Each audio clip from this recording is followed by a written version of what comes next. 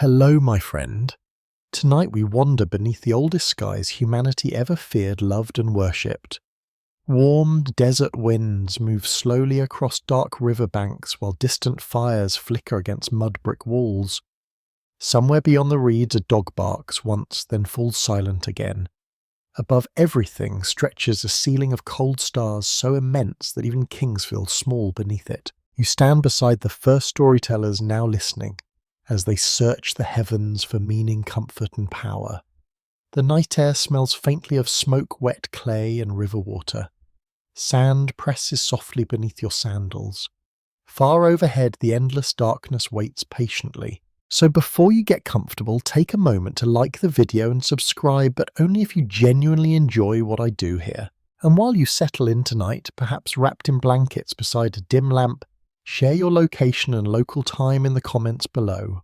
It is always comforting to see where everyone is listening from beneath the same quiet sky. You begin long before great empires exist, long before mighty palaces, iron weapons, or royal crowns glitter beneath torchlight. Humanity still lives close to uncertainty. Crops fail often. Rivers flood without warning. Children vanish into sickness overnight. Every storm feels personal. Every eclipse feels threatening. The sky itself appears alive. Your mind drifts across ancient Mesopotamia, the broad land resting between two restless rivers. During daylight, heat shimmers above muddy canals and reed marshes. At night, however, another world awakens. The stars become painfully clear. Thousands of bright lights stretch from horizon to horizon without interruption from modern cities or electric glow. You can understand why ancient people looked upward with awe. Honestly, under skies like these, even modern skeptics might start whispering prayers. At first, there is no Anu yet. Not fully. Only fragments of fear and wonder scattered through small villages. People speak cautiously about powers above them. Invisible forces move the storms, guide floods, and decide survival. The heavens seem distant but overwhelming. You feel that distance deeply. Records uncovered by archaeologists working alongside researchers from the University of Chicago confirm that some of the earliest Mesopotamian settlements aligned important buildings with celestial movements.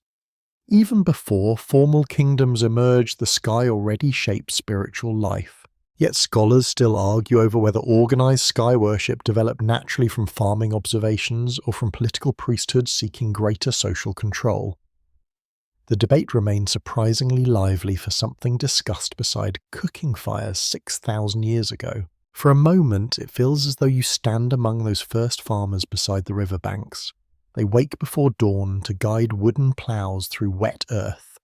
Their hands crack beneath sun and mud. They fear drought constantly, but every evening they pause to look upward. Patterns emerge slowly. Certain stars return during planting seasons. Certain moons seem tied to flooding rivers. The heavens become a calendar, then a mystery, then eventually a kingdom. That transformation happens gradually. Human beings rarely invent religions overnight. Instead, beliefs gather slowly like drifting sand. One generation repeats what the previous generation feared. Stories become rituals, rituals become law. You hear old women whispering near cooking fires. They speak of the high heavens as though describing a stern father watching silently from above. Hunters mutter apologies before killing animals. Mothers lift infants toward the night sky during ceremonies meant to invite protection. Tiny acts, tiny fears, tiny hopes. And still the stars remain silent. The earliest ancestors of Anu likely emerge from this silence.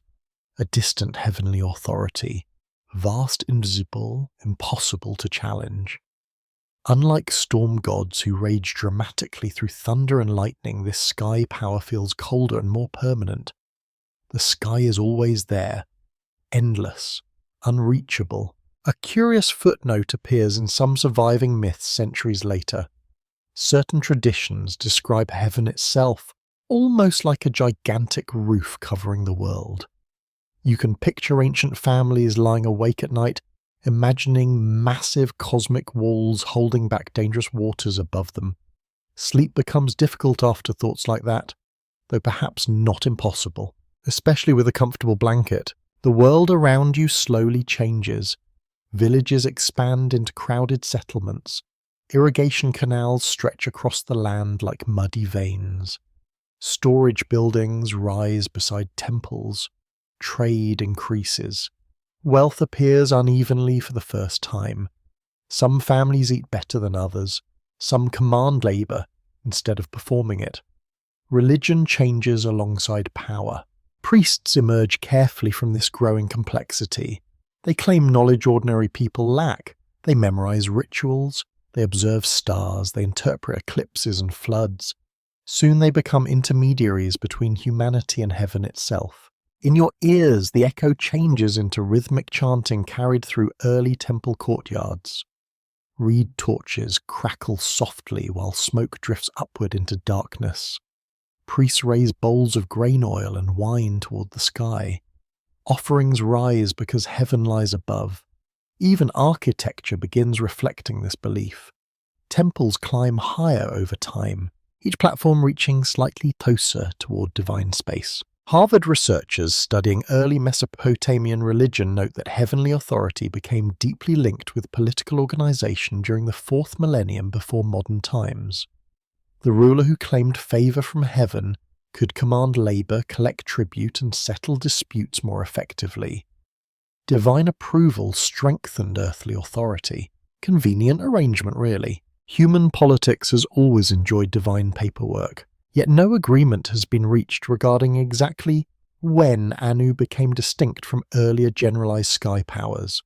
Some historians believe his identity formed gradually through merging regional traditions.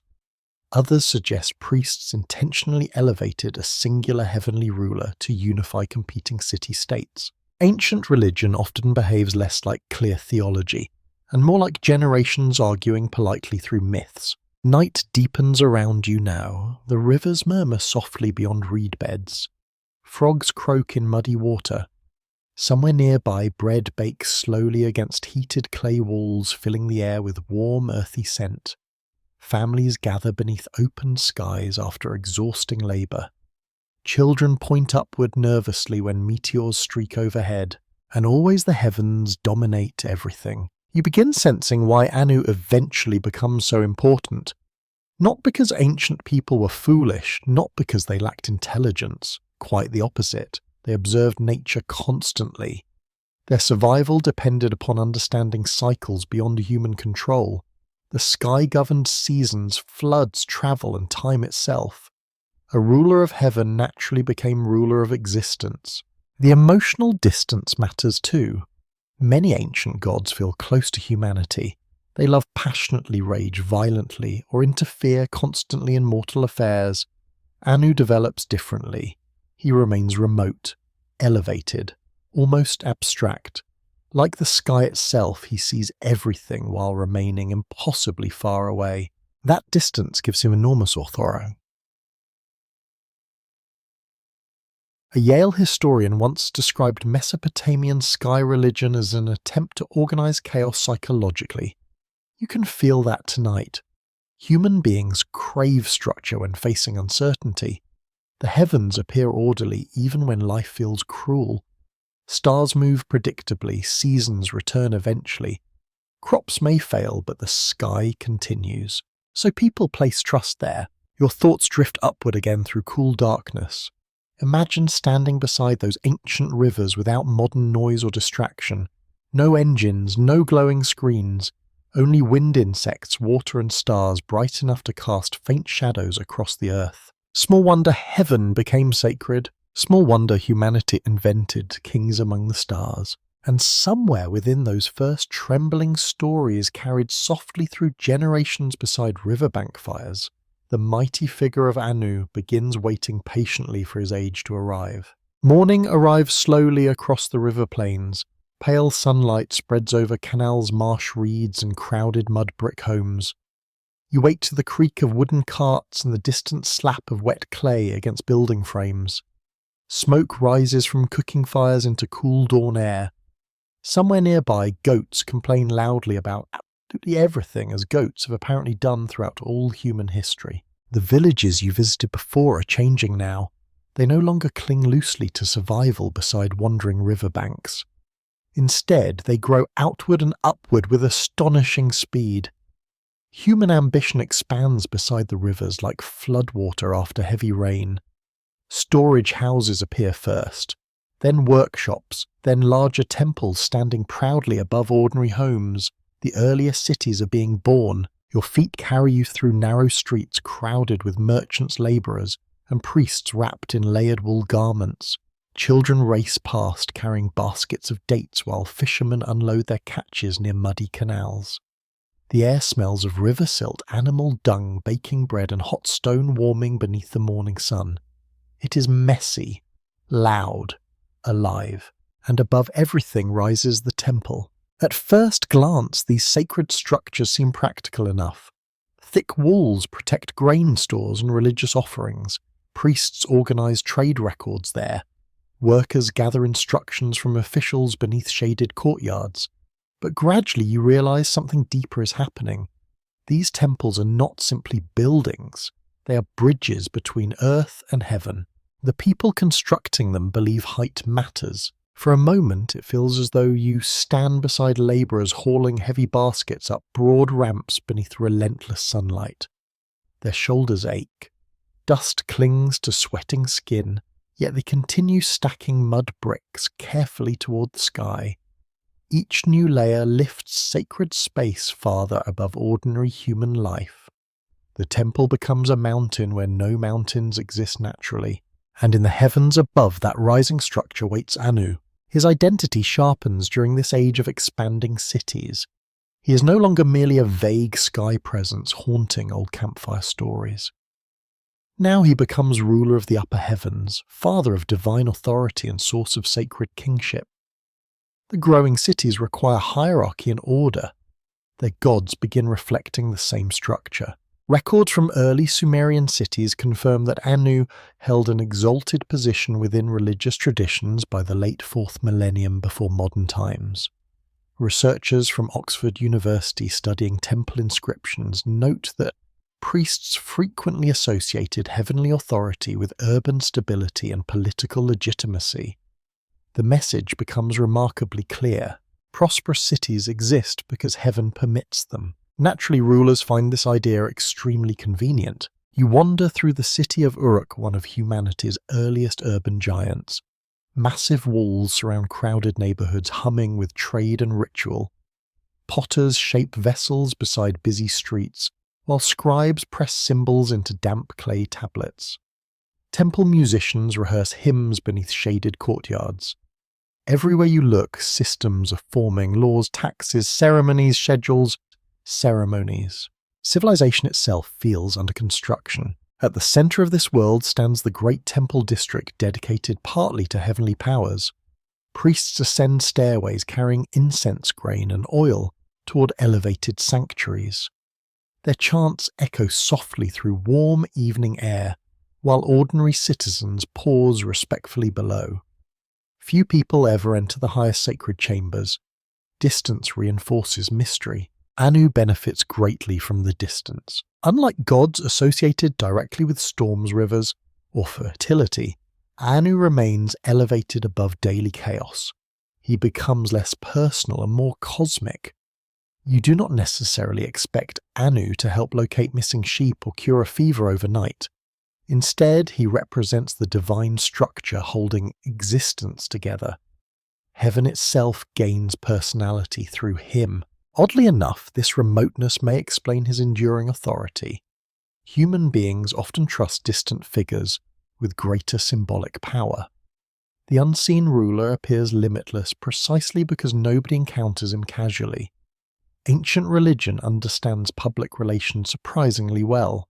Your mind drifts upward during a clear evening ceremony atop the temple platform. Priests stand beside bronze fire bowls, while stars emerge slowly above the darkening city. The smell of cedar smoke mixes with cool river wind. Somewhere below, musicians tap soft rhythms against stretched animal skin drums. Hundreds of citizens gather silently beneath the temple mound, waiting for signs from heaven. You notice something important now. The sky no longer feels wild and terrifying alone. It also feels organized. Constellations receive names. Planetary movements become meaningful. Priests observe patterns obsessively. Certain stars rise during planting seasons. Lunar cycles guide ceremonies and taxes. Time itself begins moving according to heavenly order. The sky becomes a divine manuscript waiting to be interpreted. Scholars from Cambridge University have argued that early Mesopotamian astronomy evolved partly through religious devotion, rather than pure scientific curiosity.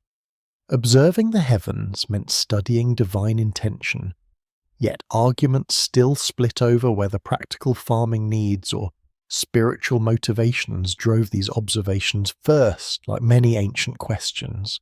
Both explanations probably shared the same bed. As darkness deepens above Uruk, you sit beside temple walls still warm from daytime heat. Nearby, an elderly storyteller entertains children beneath flickering oil lamps. His voice rises and falls gently, while insects hum beside the canals.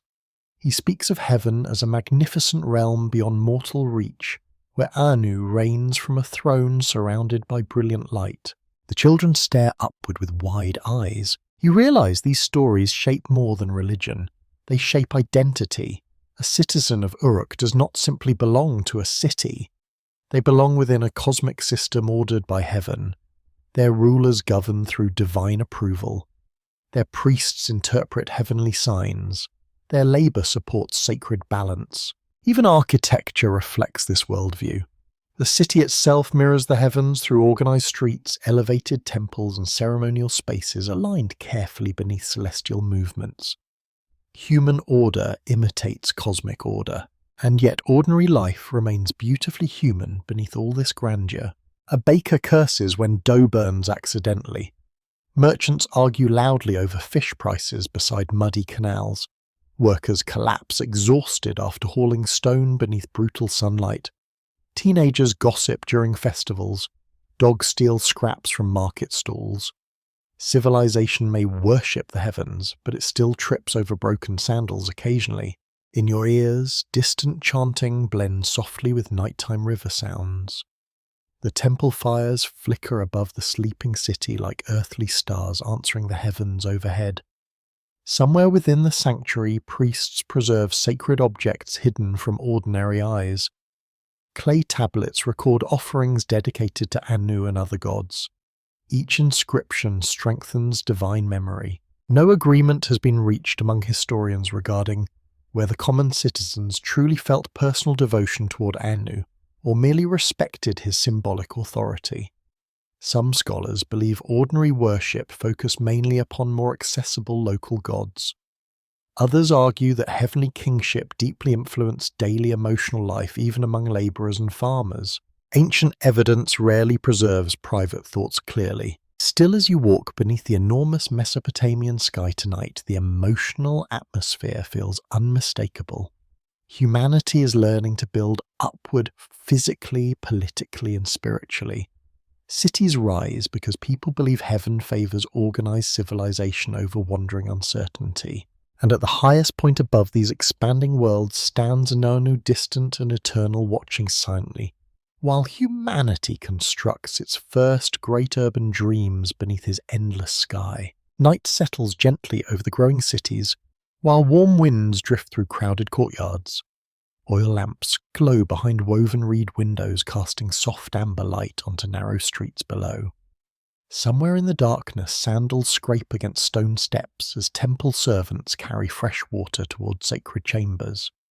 The air smells of dust-roasted barley, and faint incense lingering from evening rituals. You continue deeper into a civilization learning how to connect power with heaven. The cities now compete constantly. Uruk-ur-Kish Lagash and many others rise proudly beside canals and riverbanks, each claiming wealth, influence, and divine favour. Their rulers no longer act merely as strong local chiefs organizing irrigation projects. They become something larger. Kings. And kings require legitimacy. You feel this clearly while standing inside a crowded ceremonial courtyard before sunrise. Musicians wait silently beside bronze instruments, while priests arrange offerings upon stone altars. Soldiers line the temple entrance carrying polished spears. Nearby nobles whisper beneath layered robes embroidered with gold thread. Everyone watches the upper stairway. Then the king appears. He ascends slowly toward the sanctuary above the city. Not hurried, never hurried. Ancient rulers understand theatre remarkably well. The crowd lowers their heads while priests chant hymns invoking heavenly authority. Thick cedar smoke curls upward into pale morning air, and somewhere beyond visible sight, beyond clouds and stars, waits Anu. The symbolism matters enormously. The king rules because heaven allows it, perhaps even because heaven personally chooses him. Without divine approval, power becomes fragile. Armies alone cannot hold cities together forever. Fear works temporarily. Sacred authority lasts longer. Records preserved on clay tablets reveal that Mesopotamian rulers frequently describe themselves as chosen or favored by heavenly powers connected to Anu. Historians from Princeton University note that early royal inscriptions often link successful kingship with maintaining cosmic order established in heaven. A stable kingdom reflected divine harmony above. Disorder suggested heavenly displeasure. Convenient explanation for taxes too. You drift through palace halls cooled by thick mud brick walls. Scribes kneel beside low tables pressing symbols into clay, while officials discuss grain storage, canal repairs, and trade routes. Outside, ordinary labourers carry baskets beneath brutal sunlight. Yet even these practical tasks connect spiritually to heaven. A functioning city proves divine favour remains intact. Your mind lingers upon the emotional burden carried by ancient kings. Imagine ruling a crowded city constantly threatened by famine, rebellion, invasion, and flood. Every disaster feels politically dangerous. If crops fail, people may believe heaven has withdrawn support. If enemies attack successfully, priests might question sacred legitimacy itself. So rulers perform rituals obsessively. For a moment, it feels as though you stand beside the king during a private nighttime ceremony atop the temple platform. The city sleeps below in scattered darkness while stars blaze overhead with startling brightness. Priests murmur prayers beside smoking incense burners. The king raises both hands toward heaven, asking Anu for stability, victory, and continued authority. He sounds almost frightened, and perhaps he should be. Ancient kingship often bounces uneasily between grandeur and anxiety.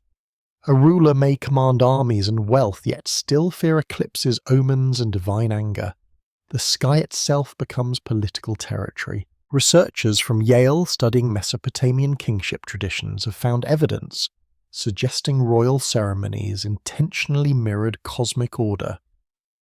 Processions moved according to sacred patterns. Temple architecture reflected heavenly structure. Even royal clothing carried symbolic references to divine authority. Yet scholars still bicker over how sincerely rulers believe these traditions versus using them strategically for social control. Human ambition rarely arrives without spiritual decoration. You wander now through festival crowds filling the streets during a sacred celebration dedicated partly to heavenly powers. Musicians beat rhythmic drums while dancers spin beneath hanging lanterns. Children laugh beside market stalls selling sweet cakes and dates. Brewers pour thick barley beer into clay cups. The city feels joyful tonight. Still, hierarchy remains visible everywhere. Priests occupy elevated spaces during ceremonies. Nobles wear finer fabrics. Soldiers clear pathways before royal movement. Even gods themselves exist within ranked systems now. Anu reigns above lesser divine beings, just as kings rule above citizens. Heaven mirrors earth, earth mirrors heaven. The relationship grows increasingly sophisticated. In your ears, the distant sound of temple chanting blends with murmuring crowds gathered beside canal bridges. Water reflects torchlight like broken stars drifting slowly through darkness. Nearby, an elderly woman touches a small carved amulet, before whispering a quiet prayer upward. Perhaps she seeks protection for her children, perhaps relief from illness, perhaps simply reassurance that someone powerful watches over existence. Anu may feel distant, but distance itself creates comfort sometimes. A cosmic ruler suggests the universe remains structured rather than chaotic.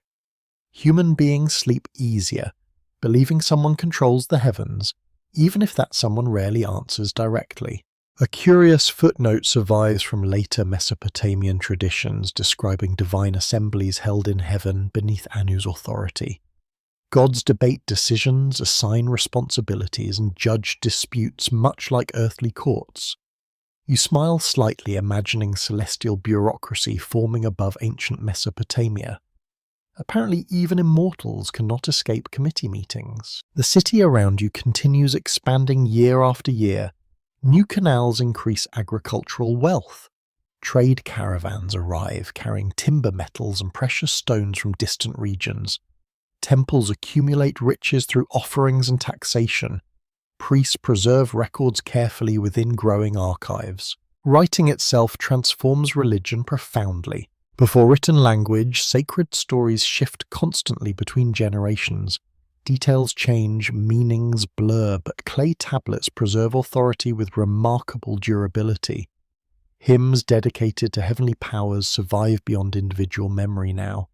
Royal decrees invoking Anu gain permanence. The gods themselves become more stable through writing.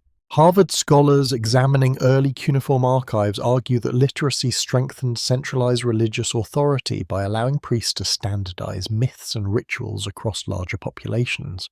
Yet no agreement exists regarding how widely ordinary citizens understood these written traditions. Many people likely experienced religion through spoken ceremonies rather than direct textual knowledge. Even so, the written word changes everything. You pause beside a young apprentice scribe practicing symbols under flickering lamplight. His reed stylus presses carefully into damp clay while his teacher watches impatiently nearby. Mistakes matter. Sacred names require precision. One damaged symbol could alter ritual meaning entirely. Outside the schoolroom, stars wheel slowly overhead beyond the city walls. Farmers sleep beside irrigation canals. Guards patrol gate towers carrying bronze spears. Priests continue chanting within elevated sanctuaries where offerings burn softly before divine images. And high above all human noise and ambition remains Anu, ruler of heaven, whose invisible authority now crowns kings, stabilizes cities, and shapes the earliest political imagination of civilization itself. The great temple rises before you long after midnight, its massive terraces glowing beneath moonlight like a stairway built for giants. Warm wind brushes against the mud brick walls while torches flicker beside towering entrances. Far below, the sleeping city hums softly, with distant voices, barking dogs and creaking wagon wheels, returning late from the markets. But up here, near the summit of sacred space, the world feels strangely still. You climb slowly. Each step carries you farther from ordinary life and closer toward heaven. Priests designed these temples carefully to create that exact sensation. The ascent matters. Your breathing changes. The city shrinks beneath you. Even the air feels cooler at this height. Human beings understand symbolism instinctively. Climbing upward feels spiritual because the sky waits above. And the sky belongs to Anu. By now, his authority towers over Mesopotamian religious thought like the temples themselves. He reigns from the highest heaven, distant yet absolute. Other gods managed storms, rivers, war, or fertility, but Anu represents something broader. He embodies the sacred structure surrounding existence. The heavens themselves become his palace. For a moment, it feels as though you enter the upper sanctuary during a quiet pre-dawn ritual. Thick incense smoke drifts lazily through dark chambers lit only by oil flames. The smell of cedar resin and burned herbs hangs heavily in the air. Priests move silently across polished floors, carrying bowls of grain, wine, dates, and fragrant oils. Gold decorations shimmer faintly against shadowed walls. No ordinary citizen enters casually here. Sacred space remains carefully controlled. The inner temple chambers belong to priests, rulers, and selected attendants alone. Distance protects mystery. The fewer people witness divine rituals directly, the more powerful those rituals appear to everyone else. A council inscription discovered near ancient Uruk confirms that temple institutions controlled enormous economic resources, including farmland, livestock, and skilled labour. Researchers from Columbia University studying Mesopotamian temple administration note that religious centres functioned not only spiritually but economically and politically. Temples stored wealth, organised workers, and distributed supplies throughout surrounding regions. In simpler terms, heaven owned excellent real estate. Still, the emotional power of these temples reaches beyond economics. You sense that immediately while listening to low ceremonial chanting echo across stone corridors. The rhythm feels hypnotic. Slow drum beats pulse beneath rising voices, while smoke curls upward toward unseen rafters. Ancient rituals deliberately overwhelm the senses. Light, sound, scent, movement. Everything guides attention toward the divine. Your hand brushes rough brick as you move deeper into the sanctuary. The walls feel cool despite the warm night outside. Somewhere nearby, water trickles softly from a ceremonial basin. Priests cleanse themselves repeatedly before approaching sacred objects. Purity matters intensely within Mesopotamian religion. Disorder threatens cosmic balance. Ritual restores it, and balance always flows downward from heaven. The temple architecture reflects this belief beautifully. Broad foundations anchor the structure firmly to earth, while upper terraces rise towards the stars. Humanity stands between both realms, earth below, heaven above. The temple connects them physically. Scholars from Stanford University have argued that Mesopotamian sacred architecture intentionally recreated cosmic order through geometric planning and symbolic elevation. Yet historians continue debating whether ordinary worshippers consciously understood these deeper meanings or simply experienced emotional awe within impressive environments. Sometimes people feel sacred power without analysing why. Honestly, modern stadiums and government buildings still use similar tricks. You step onto an upper terrace overlooking the sleeping city. The sight steals your breath for a moment. Thousands of small rooftops stretch outward beneath silver moonlight while canals reflect the stars like dark mirrors. Palm groves sway gently beyond the city walls. In the distance, desert winds carry faint traces of dust and river moisture through the night air. Above everything glimmers the endless sky. You finally understand why temples become taller over generations. Priests and rulers want physical closeness to heaven. Height creates emotional transformation. Looking upward inspires humility. Looking downward from sacred heights inspires authority. The entire experience reinforces Anu's cosmic supremacy. Nearby young temple servants prepare fresh offerings before sunrise. One carefully arranges bread beside carved vessels, while another trims lamp wicks with tiny bronze tools. Their movements remain precise and disciplined. Mistakes during ritual carry serious consequences. If heaven maintains universal order, sacred ceremonies must reflect similar perfection. A curious footnote from surviving temple records mentions elaborate washing rituals performed before major ceremonies. Priests scrubbed floors, repeatedly purified vessels with scented water, and changed garments several times during important observances. Ancient religion often combined cosmic symbolism with surprisingly practical cleaning habits. The sanctuary grows busier as dawn approaches. Musicians arrive carrying harps and drums wrapped carefully in cloth coverings. Senior priests confer quietly beside altar spaces, while scribes prepare fresh clay tablets for recording offerings.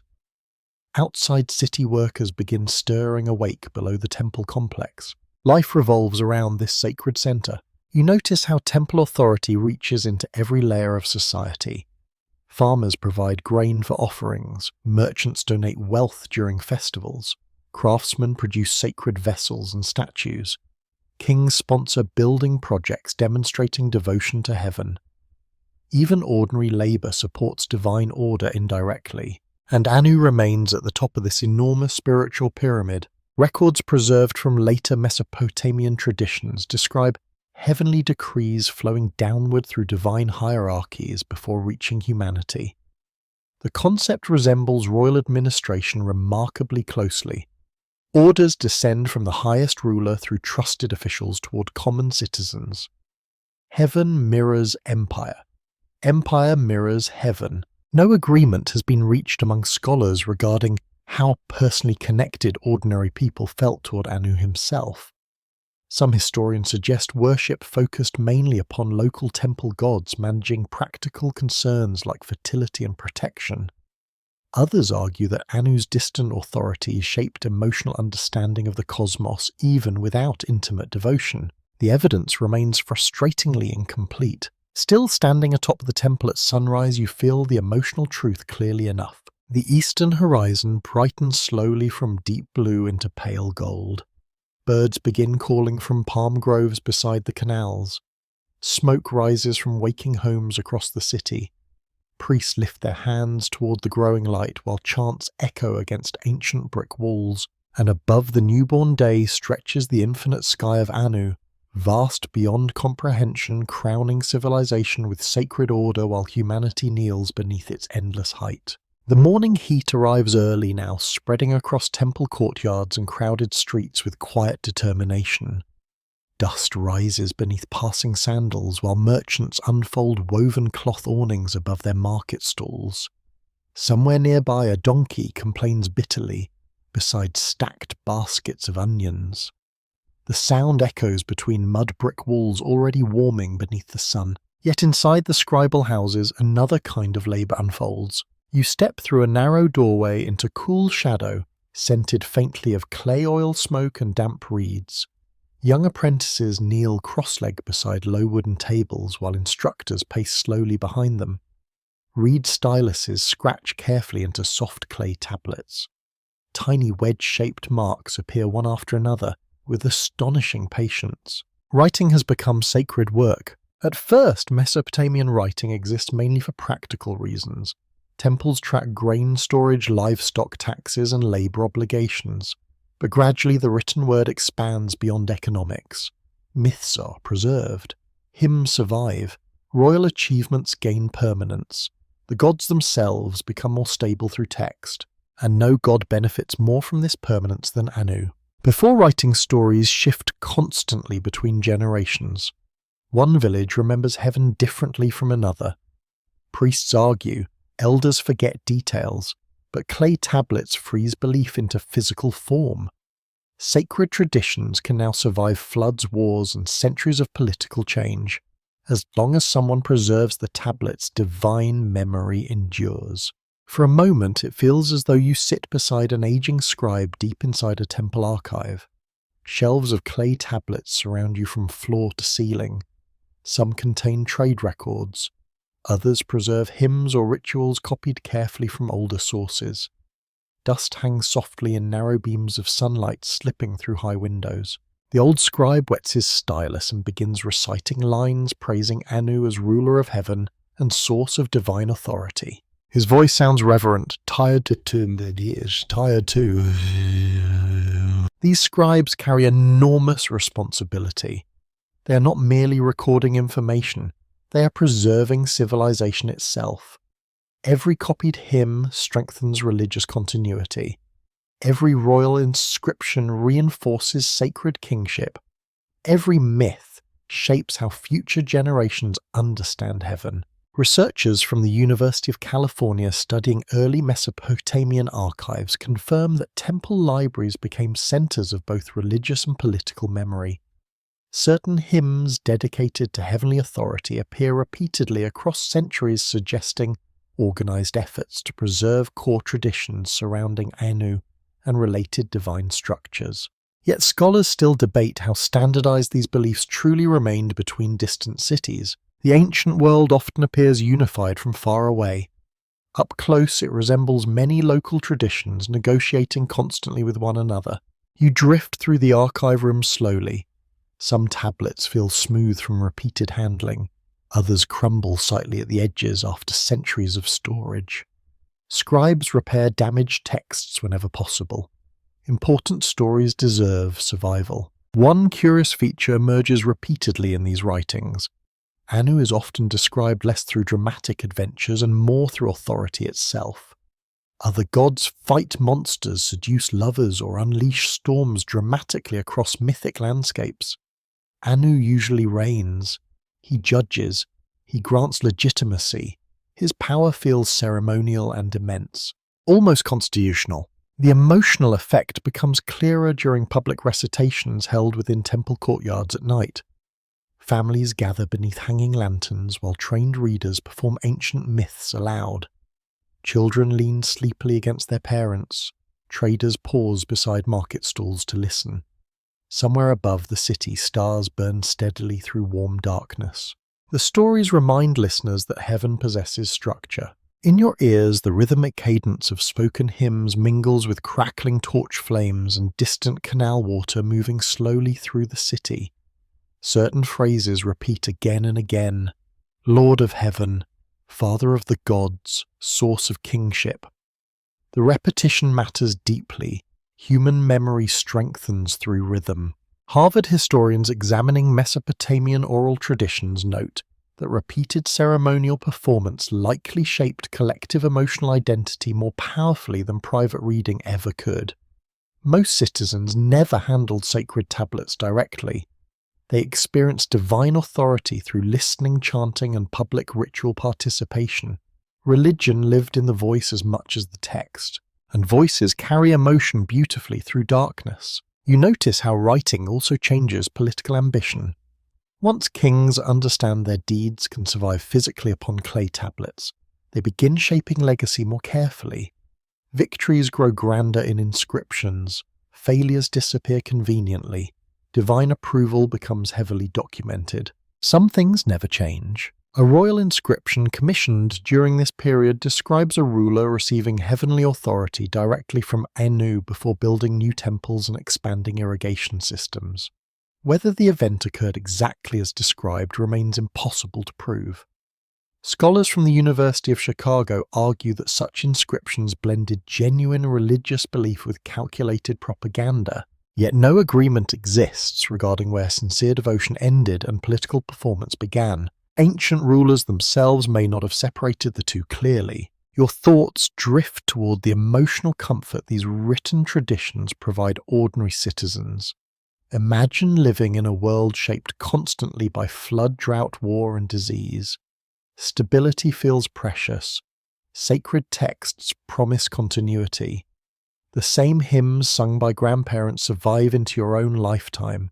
The same divine order still governs the key above changing kingdoms. Clay tablets become anchors against uncertainty. Outside the archive, afternoon sunlight floods crowded streets where craftsmen shape copper tools beside noisy workshops. Temple servants carry baskets of dates towards storage rooms, while officials argue over grain allocations beneath shaded porticos. Civilization grows increasingly complex every generation, and complexity requires records. A curious footnote survives from certain scribal schools describing students punished harshly for damaged tablets or careless copying. Apprentices who grew lazy reportedly received beatings from instructors carrying wooden canes. Ancient education systems apparently believed fear improved handwriting considerably. Honestly, some modern teachers probably sympathize quietly. As evening approaches, cooler winds sweep through the city carrying scents of baked bread, lamp oil, and river reeds. Families gather upon rooftops beneath emerging stars while priests prepare nighttime observances inside elevated sanctuaries. Somewhere nearby, a mother hums softly to a drowsy child while pointing toward bright constellations overhead. The heavens remain central to everything. No agreement has been reached among modern historians regarding how widely literacy spread beyond temple and palace elites during these centuries. Some scholars believe written culture remained highly restricted. Others suggest basic symbolic understanding reached broader populations through trade and administration. Either way, official religious memory rested largely in trained hands. And those hands preserved Anu carefully. Long after individual kings die, long after markets close and temples crumble, the clay tablets continue waiting silently beneath dust and darkness. Through them, the voice of heaven survives. Evening storms gather slowly above the plains now. Heavy clouds drift across the horizon, while distant thunder murmurs beyond the rivers. The warm air thickens against your skin, carrying the scent of wet earth before rain has even arrived. Citizens glance upward nervously, while market workers rush to secure baskets and cloth coverings. Somewhere nearby, temple bells sound softly through the growing wind. The heavens are changing. For centuries, Anu has stood above Mesopotamian religion as distant ruler of the sky and source of divine authority. Yet civilizations evolve constantly and gods evolve with them. Human fears shift, political priorities change, new cities rise beside old rivalries. In this restless atmosphere, younger deities begin claiming greater attention from ordinary worshippers. Storm gods especially grow powerful. You feel their presence immediately during tonight's violent weather. Lightning flashes across dark clouds while winds howl through narrow streets. Palm trees bend beside overflowing canals. Rain crashes suddenly against rooftops with startling force. This is not the silent, endless sky associated with Anu. This is dramatic, immediate, emotional. People respond strongly to visible power. For a moment, it feels as though you shelter beside trembling citizens inside a crowded temple hall, while thunder shakes the walls outside. Children cling tightly to their mothers. Priests burn fragrant oils before divine statues while chanting prayers against destruction. Somewhere above the storm cloud still lies Anu's heavenly realm, but tonight the storm gods command attention, and attention shapes worship. Across Mesopotamia, deities connected directly to warfare storms, fertility and protection become increasingly important in daily religious life. Gods like Enlil gather enormous influence through their active involvement in earthly affairs. Compared with these dramatic figures, Anu begins appearing more remote than ever. Not weaker exactly, just farther away. Records from temple archives suggest that while Anu retained supreme symbolic status, practical worship gradually focused more heavily upon gods believed to intervene directly in human affairs.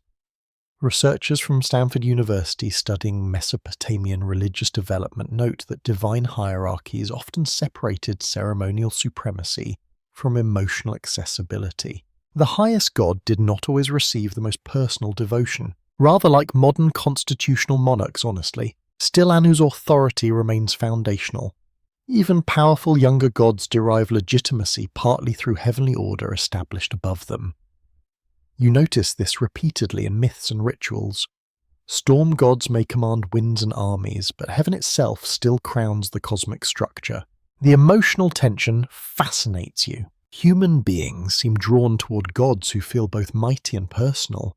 A distant ruler inspires awe, but a god who sends rain or victory feels immediately relevant. As cities expand into competing empires, religion adapts to human anxiety. Farmers fear drought, soldiers fear defeat, mothers fear sickness. They seek divine figures who appear responsive. And Anu rarely behaves responsively. Your mind drifts into a temple discussion unfolding late at night beneath flickering torchlight. Senior priests debate quietly while rainwater drips from roof edges outside. One insists that Anu remains supreme because heaven itself surrounds existence. Another argues that ordinary citizens care more about gods answering practical prayers. Their voices stay respectful, but tension lingers beneath the conversation. Ancient theology rarely stands still. Scholars from Cambridge University have argued that Mesopotamian religion evolved partly through competition between powerful city-states promoting their own patron deities. As political influence shifted, geographically divine prominence shifted too. Yet historians still disagree over whether Anu genuinely declined in importance, or simply transformed into a more abstract cosmic authority above everyday worship. The distinction matters enormously. A god can lose emotional closeness while retaining philosophical supremacy. You begin sensing this transformation clearly now. Anu, no longer dominates myths through dramatic action. Instead, he becomes the silent framework surrounding divine order itself. His authority feels ancient, almost untouchable. The storm outside intensifies briefly. Lightning illuminates temple walls through narrow windows while thunder rolls across the city like collapsing stone. Nearby, an elderly priest mutters protective prayers while carefully adjusting oil lamps against the wind. The smell of damp clay and smoke fills the sanctuary. In moments like these, active storm gods feel terrifyingly real. Yet once the storm passes, the endless sky returns. That permanence matters deeply. You step outside after midnight into streets washed clean by heavy rain. Water reflects moonlight in scattered pools beside quiet market stalls. Cool air drifts through the city, carrying scents of wet earth reeds and extinguished fire pits. Above the retreating clouds, stars emerge once more across the vast darkness. Anu remains there. A curious footnote appears within several later Mesopotamian traditions describing divine councils where younger gods carry out decisions ultimately sanctioned by higher heavenly authority. The structure resembles royal administration again. Energetic officials manage daily affairs while distant sovereignty remains symbolically supreme. Ancient civilizations apparently loved bureaucracy, both earthly and divine. Researchers from Yale examining these evolving myths suggest that Anu's increasing remoteness may actually have strengthened his theological prestige. Gods associated too closely with earthly struggles risk appearing limited or flawed. A distant heavenly ruler remains beyond ordinary conflict. Yet no agreement exists regarding how consciously ancient worshippers understood these subtle shifts in divine function. Most people probably cared less about theology than surviving harvest season. Even so, religious evolution shapes emotional life gradually across generations. Children growing up now hear more stories about active gods battling monsters, controlling storms, or protecting kingdoms. Anu appears less often within dramatic narratives. His role becomes quieter but still essential, like the sky itself. In your ears, nighttime insects hum beside canals still swollen from rainwater. Somewhere across the dark city temple, musicians play soft melodies during late observances, while priests watch the heavens carefully for signs and omens. The stars seem unusually sharp after the storm. You realize something important now. Human religion rarely abandons old gods completely. Instead, belief layers itself over time. New divine figures rise while old ones settle deeper into cultural foundations. Anu becomes less a character within myths and more the sacred architecture supporting cosmic order. No agreement has been reached among historians regarding whether ordinary citizens truly perceived this transition consciously. Some scholars argue the shift happened gradually enough to feel natural. Others believe tensions between older heavenly traditions and newer devotional practices created significant religious debates inside priestly circles. Ancient evidence whispers rather than explains directly. Still, beneath the cooling sky after rain, one truth feels certain. Empires may change, gods may compete, storms may shake temple walls with terrifying force, but above every kingdom and every generation stretches the same immense heaven, where Anu continues reigning silently over the ancient world. The desert roads stretch endlessly beneath pale morning light while trade caravans move slowly across the horizon like drifting shadows. Camels grunt beneath heavy bundles of timber, copper lapis stones and woven cloth. Dust rises around tired travellers whose faces are wrapped against wind and heat. Somewhere nearby, bronze bells hanging from harness straps ring softly with each step. Civilization is moving outward now. The old river cities no longer exist in isolation beside their canals and temple towers. Trade expands across mountains, deserts, and coastlines. Armies march farther than previous generations imagined possible. Merchants carry stories alongside cargo. Priests travel with royal envoys. Scribes copy sacred traditions into new regions. And wherever Mesopotamian influence spreads, Anu travels too. You walk beside a caravan master guiding his exhausted animals toward a distant city shimmering beneath afternoon heat. He speaks several languages poorly but confidently, which honestly describes most successful traders throughout history. Around evening, Fire's travellers exchange stories from distant lands.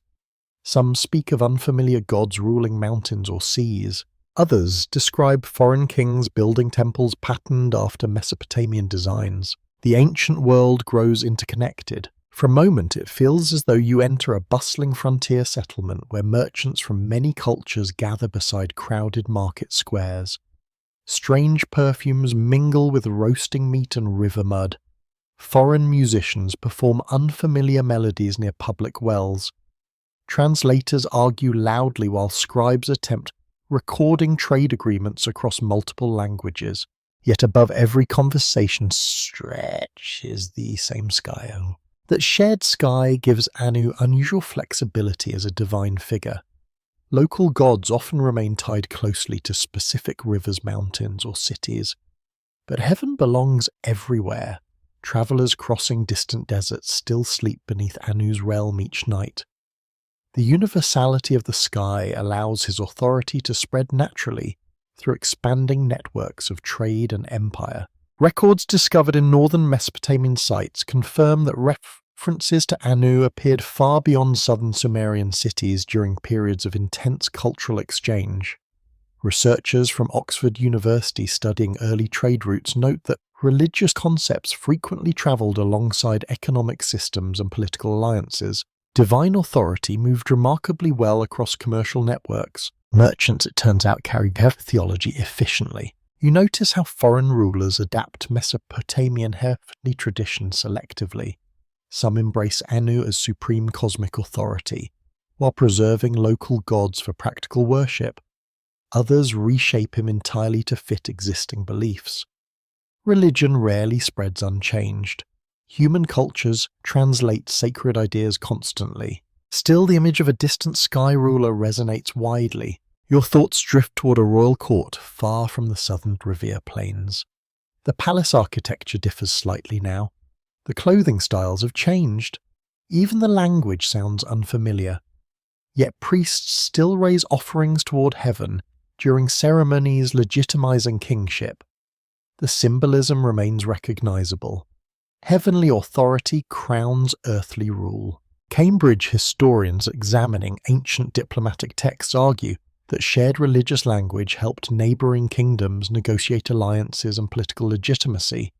Invoking heavenly powers created common symbolic ground between otherwise competing cultures. Yet scholars continue debating how deeply foreign elites truly adopted Mesopotamian theology versus using it strategically within diplomacy. Human politics has always loved flexible spirituality. As evening approaches, you arrive beside a military encampment preparing for campaign season. Rows of leather tents stretch across dry plains while soldiers sharpen bronze weapons beside cook fires. Officers consult astrologers before major decisions. Priests perform rituals requesting divine approval for upcoming battles. War spreads gods efficiently too. Victorious armies carry their sacred traditions into conquered territories. Defeated populations often absorb elements of imperial religion gradually, especially when linked to political authority or economic opportunity. Anu benefits from these expanding imperial structures even while remaining emotionally distant from ordinary devotion. The emotional atmosphere surrounding him changes subtly during this era. Earlier generations viewed Anu primarily through temple ritual and cosmic order. Now, imperial expansion adds grandeur. He becomes ruler not merely of local heaven, but universal heaven, stretching above many peoples and kingdoms. A curious footnote survives from diplomatic correspondence mentioning foreign envoys participating in ceremonies honoring Mesopotamian heavenly powers during treaty negotiations. Imagine exhausted diplomats pretending complete understanding of unfamiliar rituals, while secretly hoping nobody notices their confusion. International politics apparently involved awkward ceremonial guessing even 4,000 years ago. Night settles over the caravan route slowly. Travellers gather beside low fires protected from desert wind by stacked cargo bundles. The smell of smoke and cooked lentils drifts across cooling sand. Above the dark horizon, stars emerge with astonishing brightness, untouched by city light. You hear stories moving between cultures now. One merchant describes a foreign temple where local priests identified their own sky god, with Anu directly. Another claims distant mountain tribes adopted Mesopotamian star omens before important ceremonies. Whether entirely accurate or slightly exaggerated by tired travellers hardly matters. These stories themselves reveal expanding influence. Researchers from the University of Chicago studying comparative ancient religion suggest that broad cosmic deities often spread more easily across cultural boundaries than highly localized gods. Heaven appears universal, agricultural river spirits less so. Yet no agreement exists regarding how ordinary people emotionally understood these imported religious concepts compared with traditional local beliefs. Most citizens probably blended traditions pragmatically. Why choose between gods when survival feels uncertain? You continue travelling northward through lands increasingly shaped by imperial ambition. Larger kingdoms absorb smaller city-states. Royal inscriptions grow more ambitious. Conquerors describe victories as evidence of heavenly favour, extending across wider territories. The political imagination expands dramatically beneath the same endless sky, and Anu remains useful precisely because of his distance. A local village god may protect one city passionately, but a universal heaven ruler can oversee empires. Kings seeking broader legitimacy naturally favour cosmic authority transcending local rivalries. Anu becomes part of imperial language itself. In your ears, nighttime winds sweep softly across open desert while exhausted camels settle beside fading campfires. Somewhere nearby, a guard hums quietly to stay awake beneath the stars. The vast silence surrounding the caravan feels almost sacred.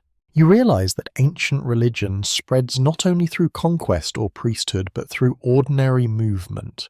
Traders, soldiers, migrants, and storytellers carry fragments of belief wherever roads extend. Civilization expands through human contact, and every traveller sleeps beneath heaven. No agreement has been reached among historians regarding how consciously imperial rulers promoted Anu specifically as a unifying divine figure.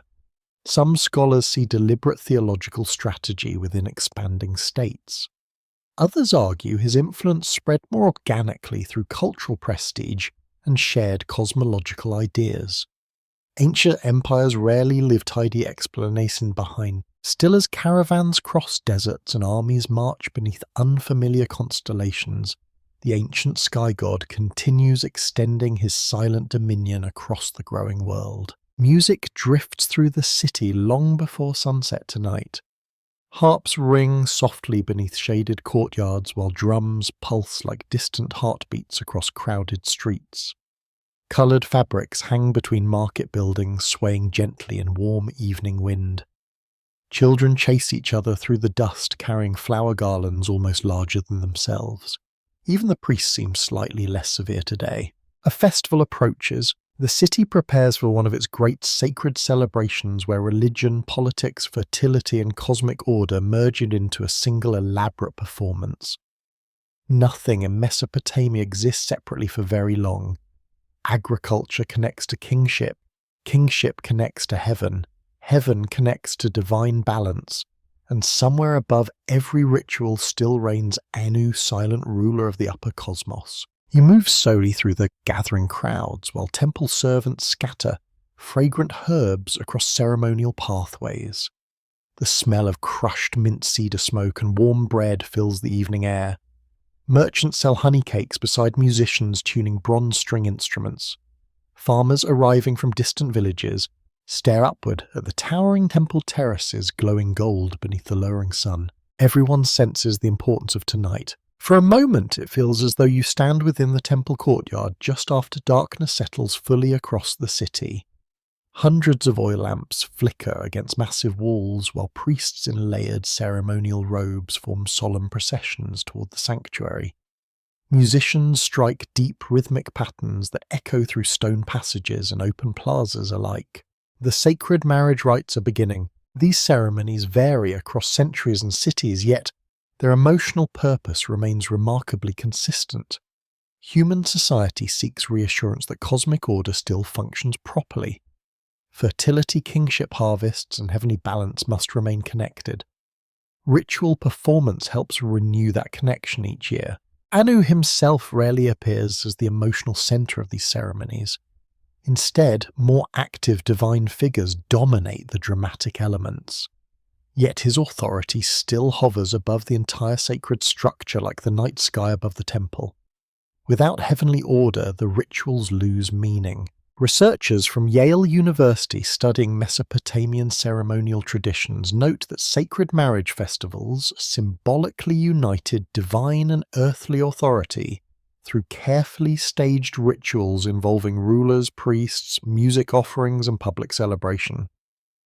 These ceremonies reinforced both agricultural hopes and political legitimacy simultaneously. Religion and governance shared remarkably few boundaries. Honestly, ancient civilizations would have found modern separation of church and state deeply confusing. You watch the king emerge beneath torchlight, wearing embroidered robes heavy with gold and lapis decoration. The crowd lowers its voice immediately.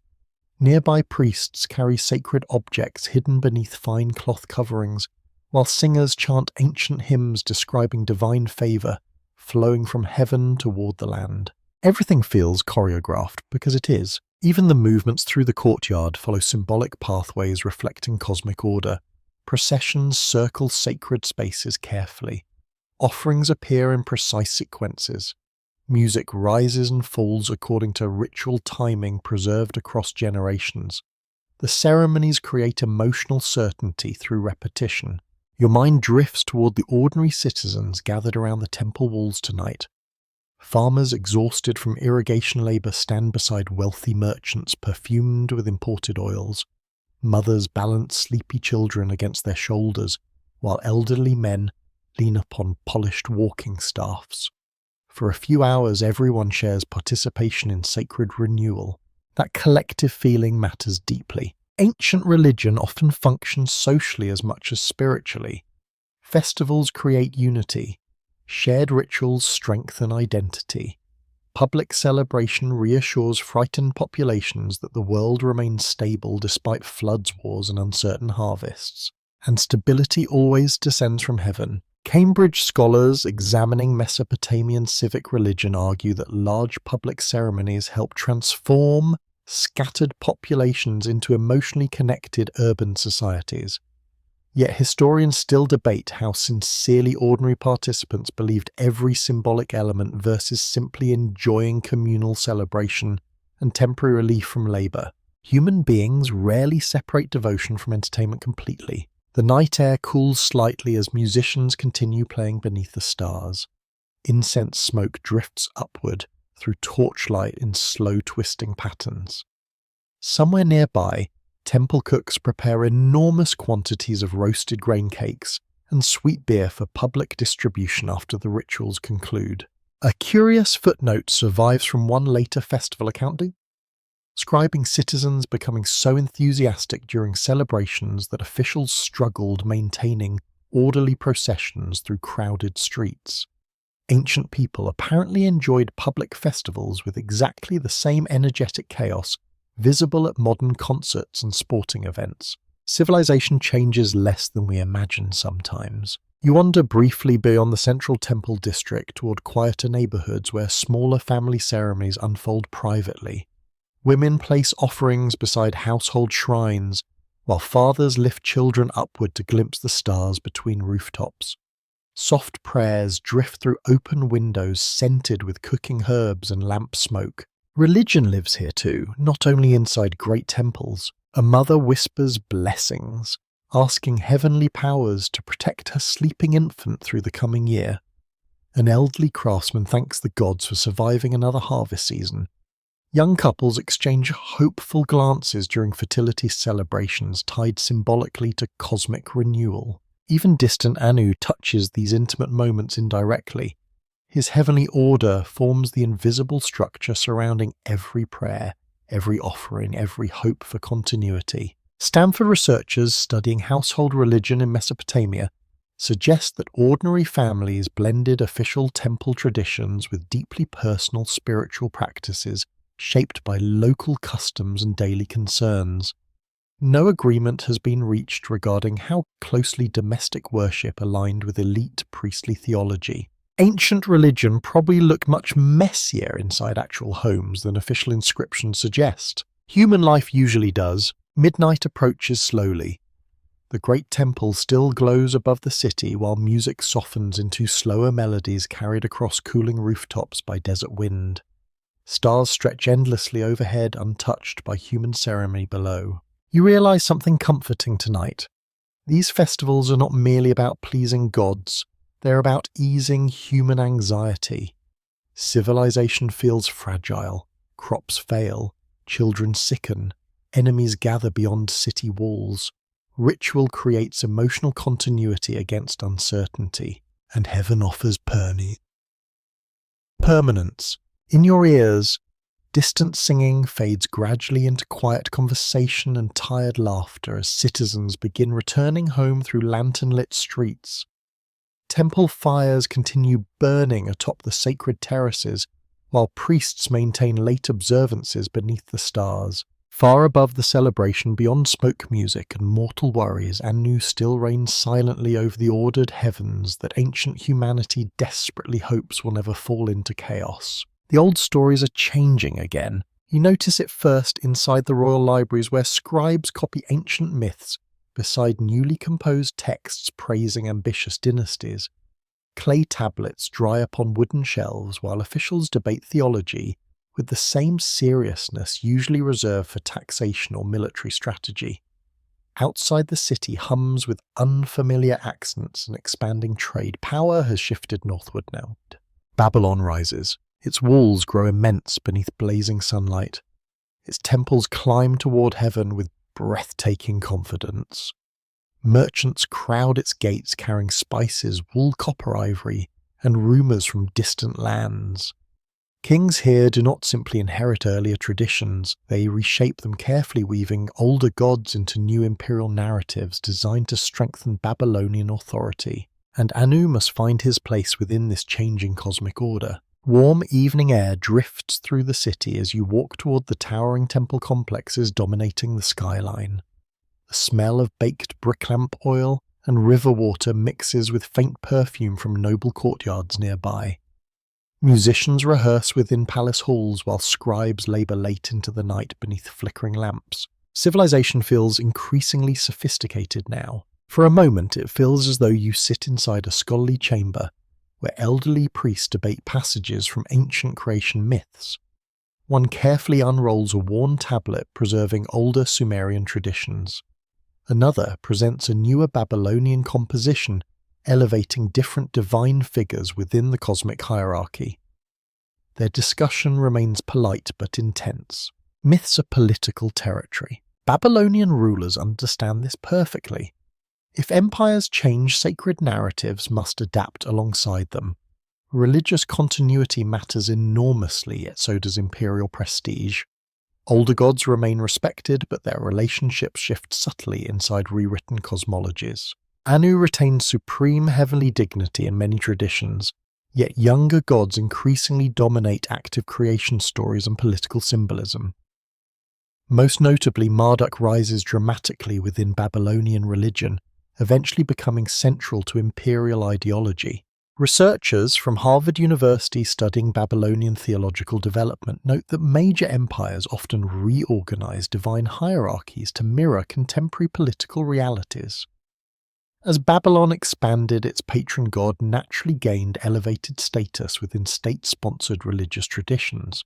Yet scholars still debate whether these shifts reflected genuine popular devotion or primarily elite political strategy. Probably both. Human belief and ambition rarely travel separately. You wander through Babylon's ceremonial avenues beneath enormous glazed walls decorated with lions and sacred symbols. Processions move slowly toward temple districts while priests carry banners embroidered with gold thread. Citizens pause respectfully as sacred music echoes across crowded plazas. Everything feels grander now. The empire wants visitors overwhelmed by scale and order. Massive architecture communicates divine legitimacy before a single priest speaks aloud. The heavens themselves appear reflected in Babylon's ambition, and still Anu remains present. Even when newer gods dominate imperial narratives, Anu continues representing ultimate heavenly authority beyond ordinary conflict. His role becomes increasingly elevated and abstract. He appears less as an active personality and more as the sacred source underlying cosmic legitimacy itself. A curious footnote from certain Babylonian texts describes divine powers being distributed formally among major gods through heavenly decree. The structure resembles an imperial court assigning official responsibilities across government offices. Ancient civilizations truly adored administrative organization. Your thoughts drift toward the emotional experience of ordinary citizens living through these religious transitions. Most people do not analyze theology academically. They attend festivals, offer prayers, fear omens, and hope for protection. New myths enter daily life gradually through public ritual, temple ceremonies, and royal propaganda. Children growing up in Babylon hear stories different from earlier generations. Marduk battles chaos dramatically. Creation myths emphasize imperial order triumphing over disorder. Babylon itself appears spiritually central within the universe. Yet older traditions surrounding Anu never vanish completely. Ancient religious memory proves remarkably stubborn. Cambridge historians examining surviving temple records argue that Mesopotamian religion evolved through layering rather than replacement. Older gods often retained ceremonial prestige, even after newer cults gained political prominence. No agreement exists regarding how ordinary worshippers emotionally balance these overlapping traditions in practice. Perhaps they simply accepted complexity naturally. Modern people often expect religions to behave like tidy systems. Ancient belief looked more like a crowded city built over centuries. New structures rose beside older foundations without fully erasing them. Night settles across Babylon slowly, while temple fires flicker above monumental terraces. You stand beside the river watching moonlight ripple across dark water. Nearby merchants speak softly beside moored boats, while guards patrol the embankments carrying bronze-tipped spears. The city feels eternal tonight. Inside the great temples, priests continue astronomical observations linking heavenly movements to divine intention. The sky still matters profoundly. Omens shape royal decisions. Eclipses inspire fear. Planetary movements receive careful interpretation. And above all, celestial pattern stretches the realm of Anu. His distance now almost enhances his authority. Active gods may rise or fall politically according to imperial needs, but the heavens remain constant above every dynasty. Anu becomes associated increasingly with permanence itself, ancient beyond memory and untouched by temporary earthly struggles. Stanford researchers studying Babylonian cosmology suggest that supreme ski deities often evolve toward abstraction as religious systems mature intellectually. The highest god becomes less anthropomorphic and more symbolic of universal order. Yet historians continue debating how consciously ancient priests conceptualize these philosophical developments. The evidence whispers rather than explains directly. In your ears, temple singers perform slow nighttime hymns drifting gently across the river breeze. Their voices rise toward the stars beyond Babylon's towering walls. Somewhere deep within the palace archives, scribes continue copying sacred texts, preserving myths both old and new. Writing protects continuity even during transformation. You realize something important here. Religious evolution does not necessarily weaken older gods. Sometimes it changes their function entirely. Anu no longer needs dramatic myths to maintain significance. He has become woven into the cosmic architecture supporting divine authority itself. Like the sky above the empire, he remains present whether people look directly at him or not. No agreement has been reached among scholars regarding whether Babylonian theology intentionally reduced Anu's active role to elevate newer imperial gods, or whether the process unfolded organically across centuries of cultural blending. ancient religion rarely leaves clear explanations behind. Still beneath Babylon's monumental skyline and endless stars, the old sky god continues watching silently while empires rewrite the stories of heaven around him. The night sky above Babylon feels almost impossibly clear tonight. Thousands of stars burn across the darkness with sharp, cold brilliance, while the river below reflects scattered fragments of silver light. Warm wind brushes softly against temple walls, carrying scents of cedar smoke, wax, and distant cooking fires now fading across the sleeping city. Most citizens rest, but high above the streets the astronomer priests remain awake. You climb slowly toward the upper observatory platforms where sacred watchers study the heavens hour after hour, year after year. Their work demands exhausting patience. Clay tablets cover long wooden tables beside carefully marked instruments used to track celestial movement. Oil lamps flicker beside rows of calculations pressed into damp clay by disciplined hands. The stars are not decoration here, they are messages. For Mesopotamian priests, heaven functions like a divine manuscript waiting to be interpreted correctly. Every eclipse, wandering planet, unusual conjunction or sudden comet may reveal Anu's cosmic intentions. Kings depend upon these readings before military campaigns, trade negotiations, or major ceremonies. The heavens shape politics directly, and Anu rules those heavens still. For a moment, it feels as though you stand beside an elderly priest wrapped in layered wool against the cool midnight breeze. He points upward, silently while tracing patterns between constellations familiar to generations of observers before him. Nearby assistants record measurements onto fresh tablets with remarkable precision. No one speaks loudly here. The atmosphere feels seared because it is. Observing the sky means studying divine order itself. These priests believe heaven follows consistent patterns established by cosmic authority. Careful observation honors that order. Researchers from Yale University studying Mesopotamian astronomy confirm that Babylonian scholars developed astonishingly advanced celestial records across centuries of continuous observation. Some surviving tablets track planetary movements with mathematical sophistication impressive even by later standards. Yet historians still debate how closely scientific curiosity and religious devotion remained intertwined within these traditions. In Mesopotamia, separating science from spirituality would have sounded deeply strange. Your thoughts drift across the observatory terrace, while cool air carries faint river moisture upward through the darkness.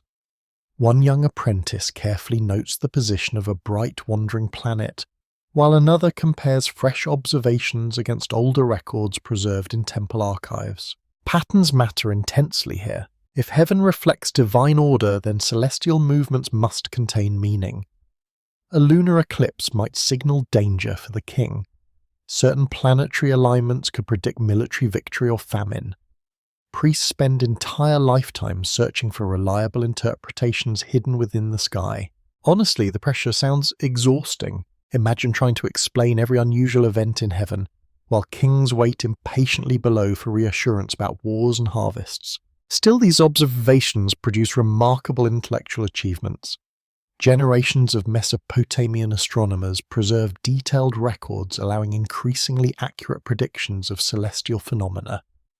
Careful tracking transforms scattered omens into organized systems, and through all of it, Anu remains associated with the higher celestial realm beyond ordinary human reach. Harvard scholars examining ancient astronomical texts note that Mesopotamian cosmology divided heaven into structured regions connected symbolically with major divine powers. The uppermost heaven belonged especially to Anu, reinforcing his role as supreme cosmic authority above visible planetary activity. Yet no agreement exists regarding how literally ancient priests imagined these heavenly divisions physically. Human imagination often blends metaphor with belief naturally. You wander farther along the observatory edge overlooking Babylon far below.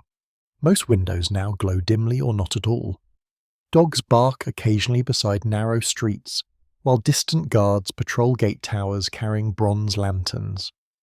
The empire sleeps beneath heaven's immense machinery. A curious footnote survives from later astronomical traditions describing priests performing purification rituals before major celestial observations. They washed carefully burned incense and recited prayers seeking clarity from divine forces. Apparently, even ancient scientists hoped the universe appreciated proper ceremony. The stars continue moving overhead with silent precision. You begin understanding why astronomy became emotionally powerful in Mesopotamia. Human life feels chaotic. Floods arrive unpredictably. Wars erupt suddenly. Illness strikes without warning. Yet the heavens display extraordinary consistency. Planets follow recognizable paths. Seasons return. Constellations reappear faithfully year after year. The sky offers reassurance through order. Cambridge researchers studying ancient cosmology argue that celestial observation helped Mesopotamian civilizations construct psychological stability amid environmental uncertainty. If heaven followed structured laws, perhaps existence itself remained fundamentally organized despite temporary suffering below. Scholars still debate how consciously ordinary citizens connected emotional security with astronomical order. But standing beneath the sky, the connection feels obvious. In your ears, soft scraping sounds echo from scribes pressing new calculations into clay tablets, while nearby priests whisper comparisons between current observations and centuries of preserved records. The temple archives contain astronomical memory stretching backward across generations. Time itself accumulates here. One apprentice suddenly points upward toward a bright meteor streaking briefly across the darkness. Several priests exchange tense glances immediately. Omens demand interpretation. Discussions begin quietly but urgently beside the observation tables. Every unusual heavenly event may carry political consequences by morning. Kings fear the sky deeply, because if heaven governs earthly legitimacy, celestial warnings threaten royal authority directly.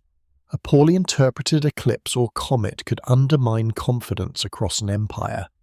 Priests hold enormous influence precisely because they claim understanding of divine signals invisible to ordinary citizens. Stanford historians examining royal correspondence found evidence that Mesopotamian rulers sometimes postponed military campaigns or major decisions based upon astronomical interpretations delivered by temple scholars.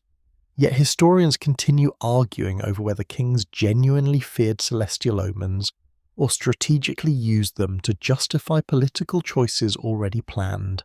Probably both again. Human beings rarely divide a belief and practicality neatly.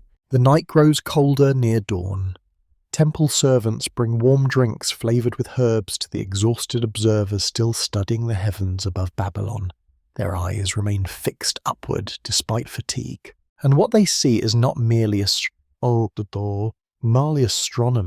They see the visible expression of cosmic order flowing downward from Anu's eternal realm. No agreement has been reached regarding how personally connected these astronomer priests felt toward Anu compared with more active divine figures associated directly with planetary bodies or earthly affairs. Yet his presence surrounds the entire system. Without a supreme heavenly authority, the cosmos loses structure. As pale light slowly touches the eastern horizon, stars begin fading one by one above the quiet city. The observers carefully store their tablets while priests offer final prayers before sunrise. Another night of heaven has been recorded. Another fragment of Anu's vast celestial order has been measured by human hands beneath the ancient sky. Morning returns gently across the river plains while thin smoke rises from thousands of cooking fires beside canals and narrow streets. Bakers slap dough against hot clay ovens. Fishermen untangle wet nets beneath pale sunlight. Somewhere nearby, a tired mother argues patiently with a stubborn child, refusing breakfast for reasons known only to small children and possibly the gods themselves. The great temples still dominate the skyline. Kings still claim heavenly authority. Priests still observe stars through long sleepless nights. But most people living beneath Anu's sky experience religion far differently than rulers or scholars do. Their faith unfolds inside kitchens, workshops, fields, and crowded markets. Daily survival shapes spiritual life more powerfully than grand philosophy. You walk slowly through ordinary neighborhoods now. Mud brick homes cluster tightly beside winding alleyways where goats wander freely between drainage channels and stacked pottery jars. The air smells of bread, wool, sweat, river mud, and herbs drying beneath shaded roofs. Women carry water jars balanced expertly upon their shoulders, while labourers hurry toward canal projects before the midday heat arrives.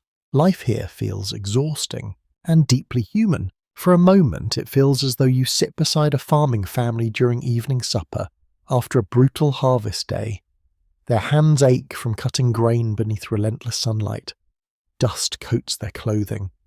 A single oil lamp flickers softly beside rough bread, onions, dates, and watered beer spread across woven mats. Before eating, the father murmurs Artes, a short prayer upward. Not dramatic, not so poetic, simply hopeful. That quiet moment matters. Ordinary religion in Mesopotamia often centers less upon theological complexity and more upon protection, continuity, and survival. Families seek healthy children, stable harvests, relief from sickness, and safety during floods or war.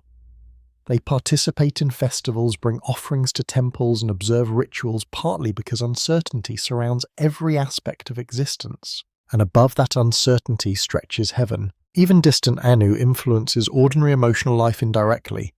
His authority forms the cosmic framework supporting divine order itself.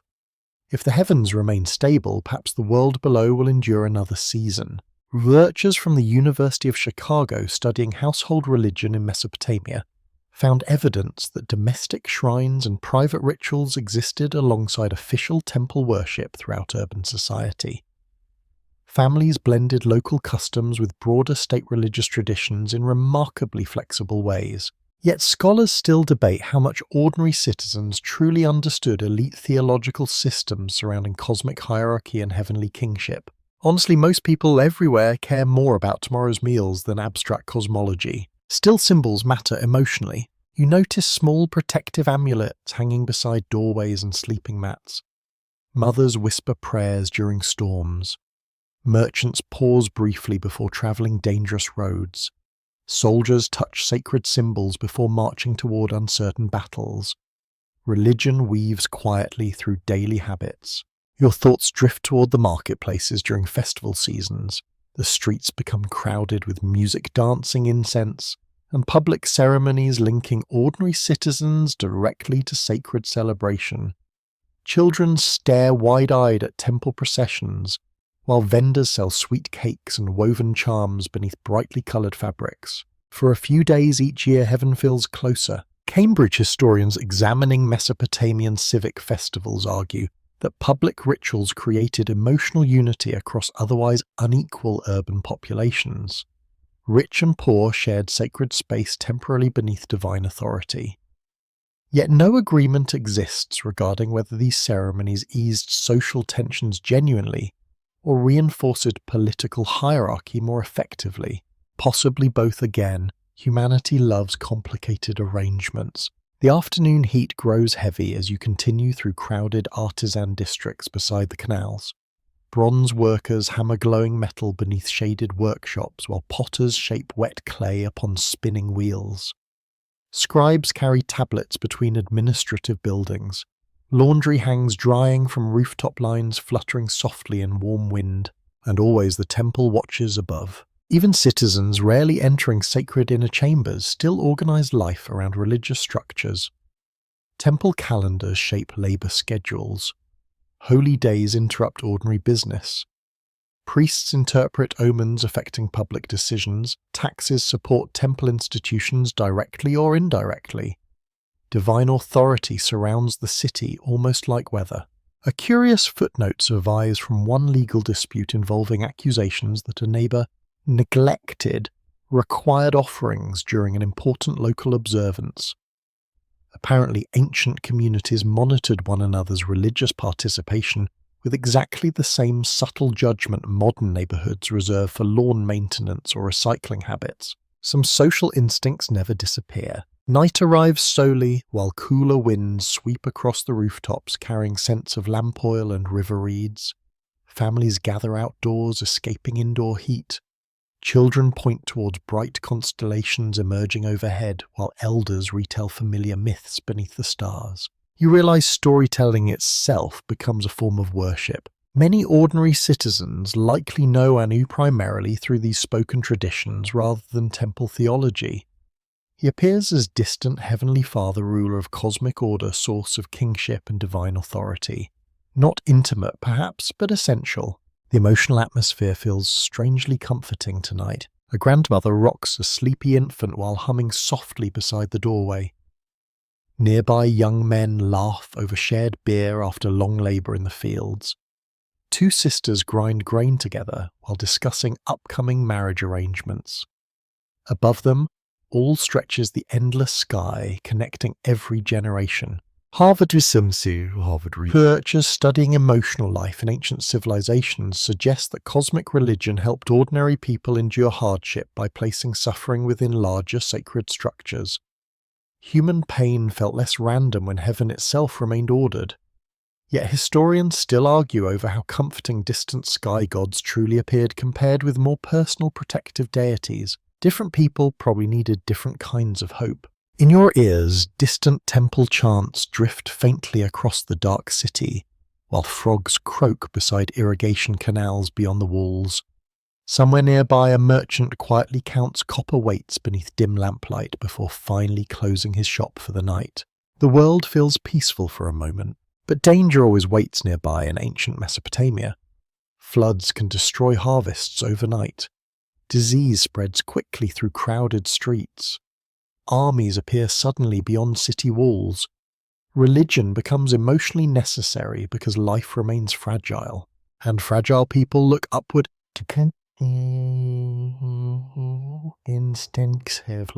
No agreement has been reached among scholars regarding whether ordinary Mesopotamians felt genuine affection toward Anu specifically or viewed him primarily as remote cosmic authority. Evidence from household religion suggests practical devotion focused often upon closer divine protectors. Yet Anu's heavenly order still framed the universe surrounding daily existence. Like the night sky itself, he remained distant but unavoidable. As families settle gradually into sleep beneath rooftop stars and cooling desert wind, silent heavens continue stretching endlessly above the ancient world where ordinary lives unfold quietly beneath the eternal gaze of Anu. Iron changes everything. You hear it first before you fully understand it.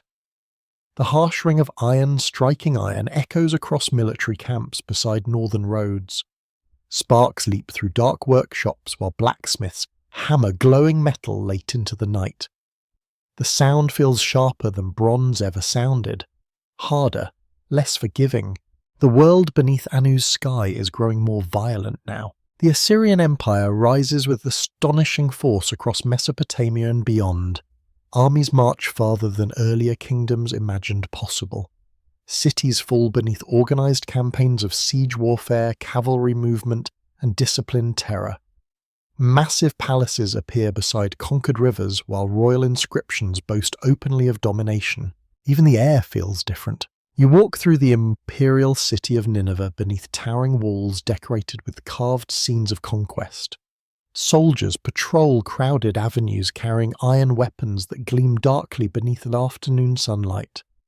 Foreign captives haul stone blocks toward enormous building projects, while officials record tribute arriving from distant territories.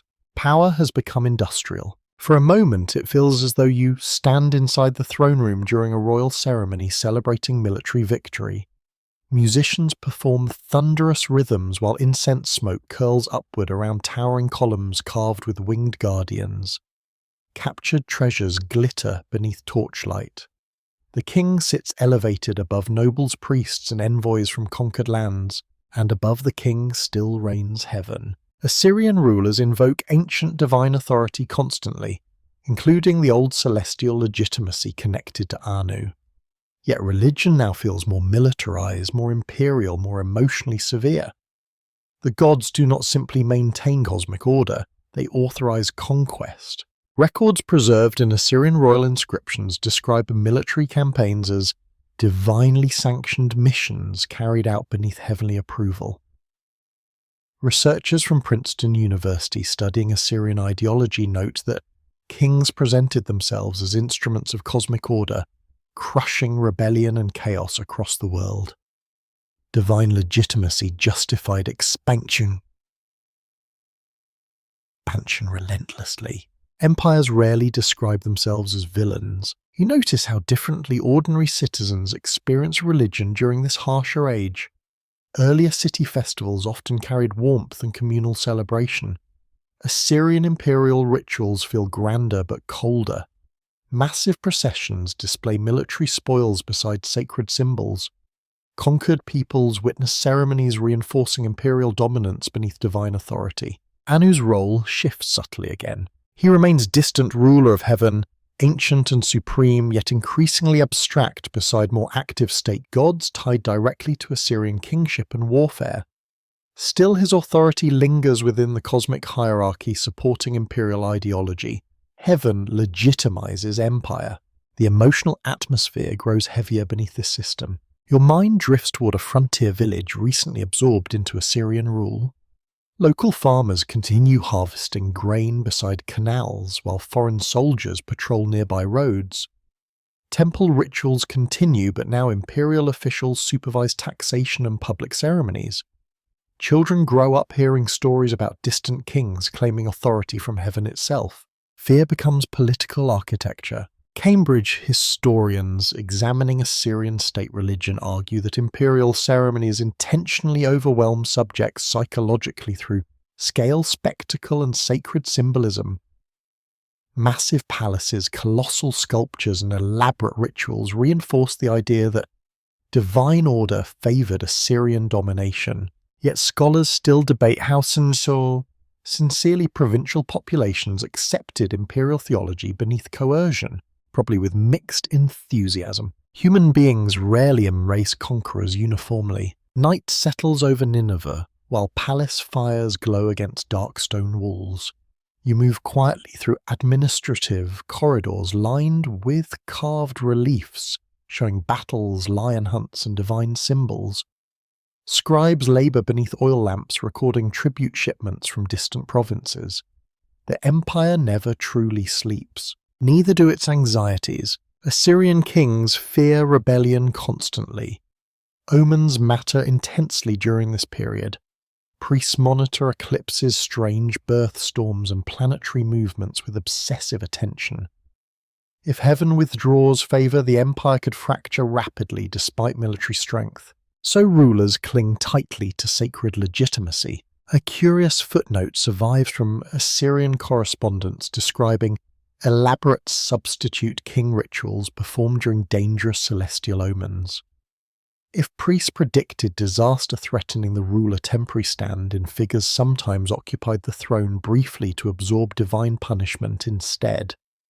Ancient political theology occasionally resembled cosmic insurance fraud. Still, the fear behind such rituals feels genuine. You stand atop a palace terrace overlooking the city after midnight.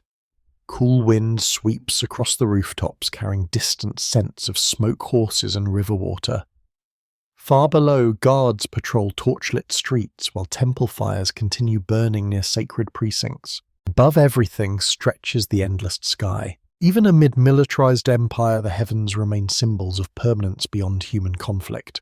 Assyrian rulers may conquer cities and crush rebellions, but Anu's celestial realm still represents ultimate cosmic order beyond temporary political violence. Researchers from Yale studying Assyrian cosmology suggest that ancient heavenly authority gained renewed importance during periods of imperial instability. When earthly politics became brutal and unpredictable, cosmic order offered psychological reassurance. Yet no agreement exists regarding how ordinary citizens emotionally reconcile divine justice with the violence surrounding imperial expansion. That question echoes through all human history. In your ears, distant temple chants mingle softly with clanking armor from palace guard stations.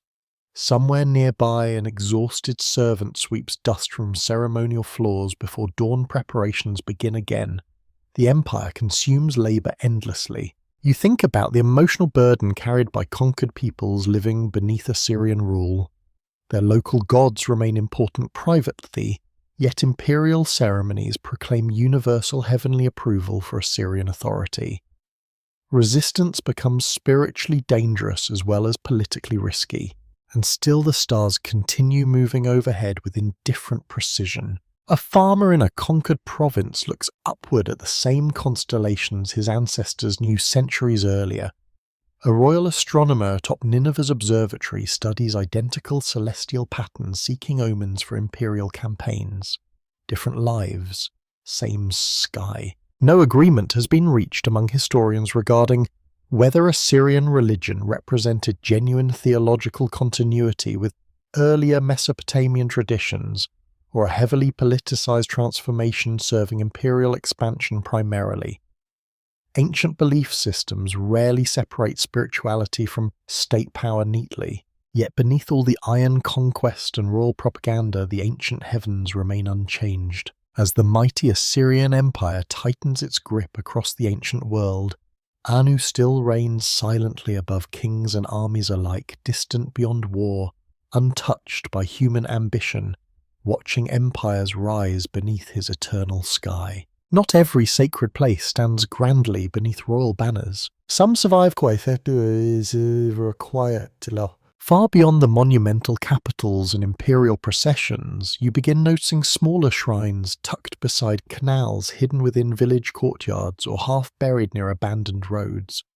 Their walls lean unevenly, their painters faded. Temple roofs sag beneath years of dust and desert wind. Yet oil lamps still burn inside. The old gods linger here. You travel now through forgotten corners of Mesopotamia, where imperial authority feels distant and uneven. Farmers continue ancient customs inherited across generations, while local priests preserve rituals older than nearby kingdoms themselves. The great empires rise and collapse overhead like passing storms, but ordinary sacred memory survives stubbornly in quieter places. And Anu survives too, not always through magnificent temples or elaborate theology, sometimes through fragments, a prayer repeated before planting season, a carved symbol above a doorway, a hymn remembered imperfectly by an aging priest whose voice trembles slightly during ceremonies. For a moment it feels as though you enter a small countryside shrine at dusk. Crickets hum outside among reeds beside irrigation channels. Inside the room smells faintly of wax smoke, damp clay and dried herbs hanging from ceiling beams. A single priest arranges simple offerings beneath worn divine symbols, while a few villagers wait silently nearby. No royal musicians perform here. No towering processions march through decorated avenues. And yet the atmosphere feels deeply sacred. These local traditions reveal something important about ancient religion. Official theology may evolve dramatically inside imperial capitals, but ordinary spiritual habits often change slowly. Communities preserve older beliefs long after political fashions shift elsewhere. Researchers from the University of California, studying rural Mesopotamian religion, found evidence suggesting that local shrines maintained remarkably conservative traditions compared with urban temple reforms. Certain ritual formulas and divine titles connected to ancient heavenly authority survived in provincial areas for centuries after major political changes. Yet scholars still debate how accurately these local practices reflected earlier official theology. Memory reshapes itself over time naturally. You sit beside villagers sharing evening bread after harvest work while children chase one another through cooling twilight outside. Conversation drifts easily between crops, taxes, weather, and divine protection. Religion here feels woven quietly into ordinary routine, rather than displayed through imperial spectacle. One elderly farmer gestures upward toward the darkening sky while discussing seasonal omens. He speaks of heaven respectfully, almost casually, as though referring to an old neighbour always present beyond sight. Anu's name emerges briefly within the conversation before disappearing again beneath practical concerns about irrigation canals. That small moment matters. The distant sky god may no longer dominate official myth-making, yet his presence remains embedded within cultural understanding itself. Heaven still represents order, authority, permanence. People continue looking upward instinctively during uncertainty. A curious footnote appears within one surviving regional hymn describing Anu not as mighty ruler, but as ancient father watching seemingly over changing generations. The language feels intimate compared with formal imperial theology. Perhaps distance softens across time, or perhaps ordinary believers always experience the heavens differently than royal priests imagined. Night settles fully now while cool desert wind brushes softly against cracked shrine walls. Oil lamps flicker across rough clay surfaces decorated with faded symbols almost erased by centuries. Somewhere nearby, frogs croak beside canal reeds, while stars emerge overhead in endless silence. The forgotten places preserve emotional continuity beautifully. Cambridge historians examining regional religious traditions argue that ancient empires often underestimated the resilience of local spiritual identity. Official cults rose and fell politically, but household customs and village rituals endured through personal memory and community repetition. Yet no agreement exists regarding how consciously rural populations resisted urban theological changes. Most people probably focused on surviving taxes and drought more than defending doctrine. Still, continuity survives. You wander deeper into older settlements, partially abandoned after shifting trade routes and political decline.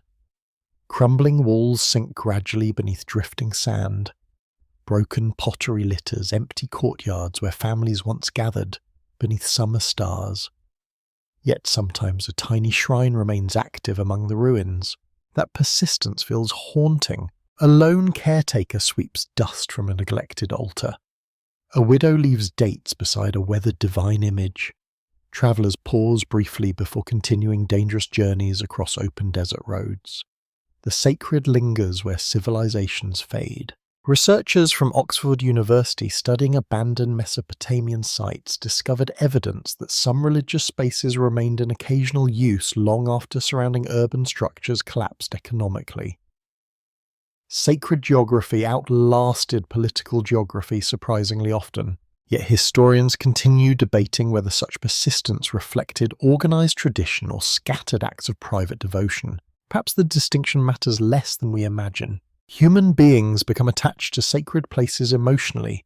A shrine where grandparents prayed carries weight beyond official theology. Familiar rituals comfort frightened communities facing uncertain futures. In your ears, wind moves softly through broken stone corridors while distant jackals cray somewhere beyond the dark fields. The stars overhead seem especially enormous away from crowded cities and palace lights.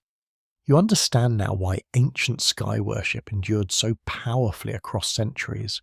The heavens remain available everywhere. Empires can destroy temples. Kings can rewrite myths. Armies can conquer cities. But no ruler controls the night sky itself. Even isolated villages beneath fading civilizations still sleep beneath Anu's ancient domain. A local storyteller beside tonight's fire recounts fragments of older myths mixed freely with newer traditions. Some details contradict official temple texts entirely, others preserve astonishingly ancient themes. The listeners nod thoughtfully either way. Religion lives through storytelling more than accuracy sometimes. Stanford scholars examining oral tradition in ancient societies note that local communities frequently adapted inherited myths to fit changing social realities while preserving core symbolic structures. The sky remained associated with authority and permanence even as specific theological systems evolved around it. No agreement has been reached among historians regarding how widespread active devotion toward Anu remained during later Mesopotamian periods outside elite priestly circles. Evidence survives only in fragments now. Rural religion rarely leaves detailed records behind. Yet beneath forgotten shrines, fading villages, and silent stars, the memory of the old sky god continues whispering softly through the ancient world, refusing entirely to disappear. The modern world begins arriving quietly. Not through airplanes or electric lights, of course, but through questions, endless questions. Thousands of years after the first priest lifted offerings toward the sky, scholars now sit inside universities, museums, and excavation tents trying to understand exactly how gods like Anu emerged from humanity's earliest imagination. Clay tablets rest beneath bright laboratory lamps instead of temple firelight. Dusty ruins are measured carefully with notebooks and cameras rather than sacred chants.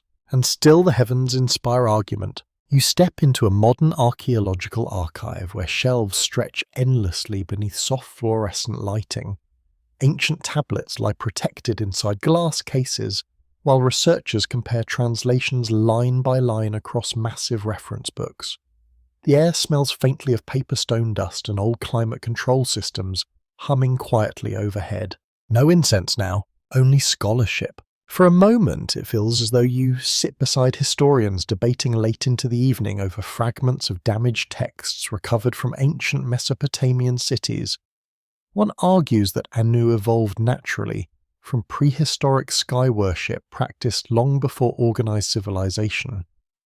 Another insists temple elites deliberately elevated heavenly authority to support emerging political structures.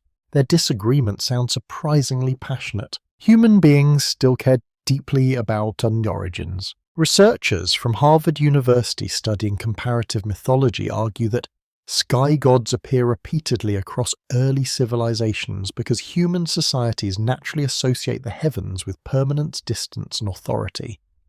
Vast skies inspire awe almost universally. Yet scholars from Oxford and Cambridge continue debating whether Mesopotamian worship of Anu developed primarily through environmental experience or organized state religion tied to urban growth.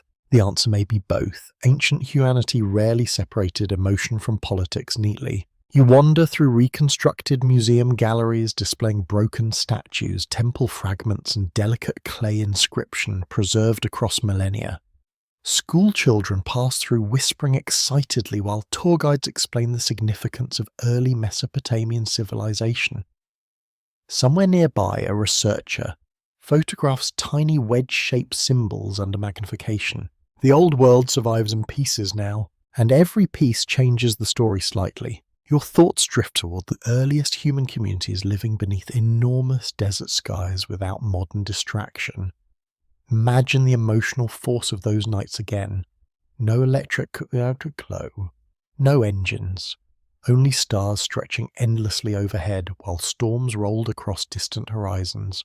Would any civilization under such skies avoid creating heavenly rulers? Some scholars believe the emotional experience itself explains Anu's origins. Human beings naturally project meaning upward when confronted by vastness. Others argue organized priesthood shaped raw spiritual instinct into structured theology, supporting centralized authority. Arguments split sharply along those lines even today.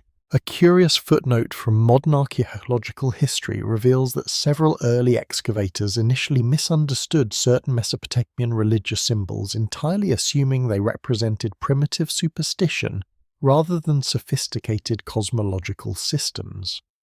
Ancient people are often underestimated by later civilizations convinced they invented intelligence recently. Academic humility arrives slowly sometimes. You continue through restoration rooms where damaged tablets soak carefully beneath controlled conditions while specialists reconstruct missing passages from scattered fragments. Tiny details matter enormously. One preserved line may reshape understanding of entire myths. Researchers from Yale studying newly translated inscriptions discovered evidence suggesting that Anu's role varied significantly between cities and historical periods rather than remaining completely fixed. Some traditions emphasized his cosmic authority strongly, while others mentioned him only ceremonially. Yet no agreement has been reached regarding whether these variations reflected genuine theological diversity or incomplete surviving evidence. Ancient history whispers through broken records. Still, the broader pattern remains unmistakable. Humanity repeatedly imagined heaven as ordered space governed by higher authority. Anu became one of the earliest and most influential expressions of that instinct. You pause beside a reconstructed Mesopotamian star chart displayed beneath soft museum lighting. The symbols look both alien and strangely familiar. Ancient priests once studied these exact celestial patterns, searching for the meaning within divine order. Modern astronomers study the same sky differently now, yet the emotional experience overlaps more than people admit. Standing beneath enormous stars still makes humans feel small. Vastness still inspires wonder. We simply describe the feeling with different vocabulary. Stanford historians examining the psychology of early religion argue that sky worship may have helped ancient societies process uncertainty emotionally by imagining stable cosmic order beyond human suffering. Yet some modern scholars resist purely psychological explanations, insisting ancient theology also reflected complex intellectual and political systems deserving serious philosophical attention. The debate continues endlessly. In your ears, quiet museum footsteps echo across polished floors while distant conversations drift between exhibits describing lost kingdoms and vanished empires. A child presses against glass to stare at a clay tablet older than most modern nations combined. Time feels strange here. The ancient priests who once served Anu could never imagine this future. Their sacred records now rest beneath electric lights examined by scholars using satellite imaging and digital databases. Yet somehow the essential questions remain unchanged. Why did humans look upward? Why did heaven become sacred? Why did civilizations repeatedly imagine authority descending from the sky? Researchers from the University of Chicago studying comparative religion suggest that early urban societies required cosmic frameworks capable of uniting large populations beyond kinship ties alone. A universal heaven offered shared symbolic structure across expanding cities and empires. Yet historians still argue fiercely over how consciously ancient leaders manipulated these beliefs for political purposes. Human motives rarely stay pure for long. Night falls outside the museum windows while researchers continue working quietly among fragments of lost civilizations. Somewhere in the modern city beyond traffic hums beneath electric lights completely unlike ancient Mesopotamia, and yet above that city stretches the same sky. The constellations have shifted slightly across thousands of years, but the heavens remain recognizable. Ancient priests watched these stars from mud-brick observatories. Modern scientists observe them through satellites and giant telescopes. Different methods, same fascination. No agreement has been reached regarding whether humanity will ever fully understand the emotional world that created Anu. Too much evidence vanished long ago beneath Flood's conquest and time itself. But perhaps complete certainty is unnecessary. The old sky god still teaches something important. Long before modern science, before philosophy, before written law, human beings stared upward into darkness searching for order beyond themselves, and they found heaven waiting there. Foreign banners appear beside the old temples now. You see them first at the city gates fluttering above unfamiliar armour and strange accents carried through crowded markets. Conquerors arrive from distant lands bringing new languages, customs, military styles, and gods of their own. Yet instead of destroying Mesopotamian religion completely, many choose something more complicated. They adapt it. The ancient cities have survived too long and gathered too much sacred prestige to vanish easily. Even foreign rulers recognize the power of old temples rising beneath the eternal sky. The heavens still matter politically. Priests still command respect. Ancient rituals still shape legitimacy.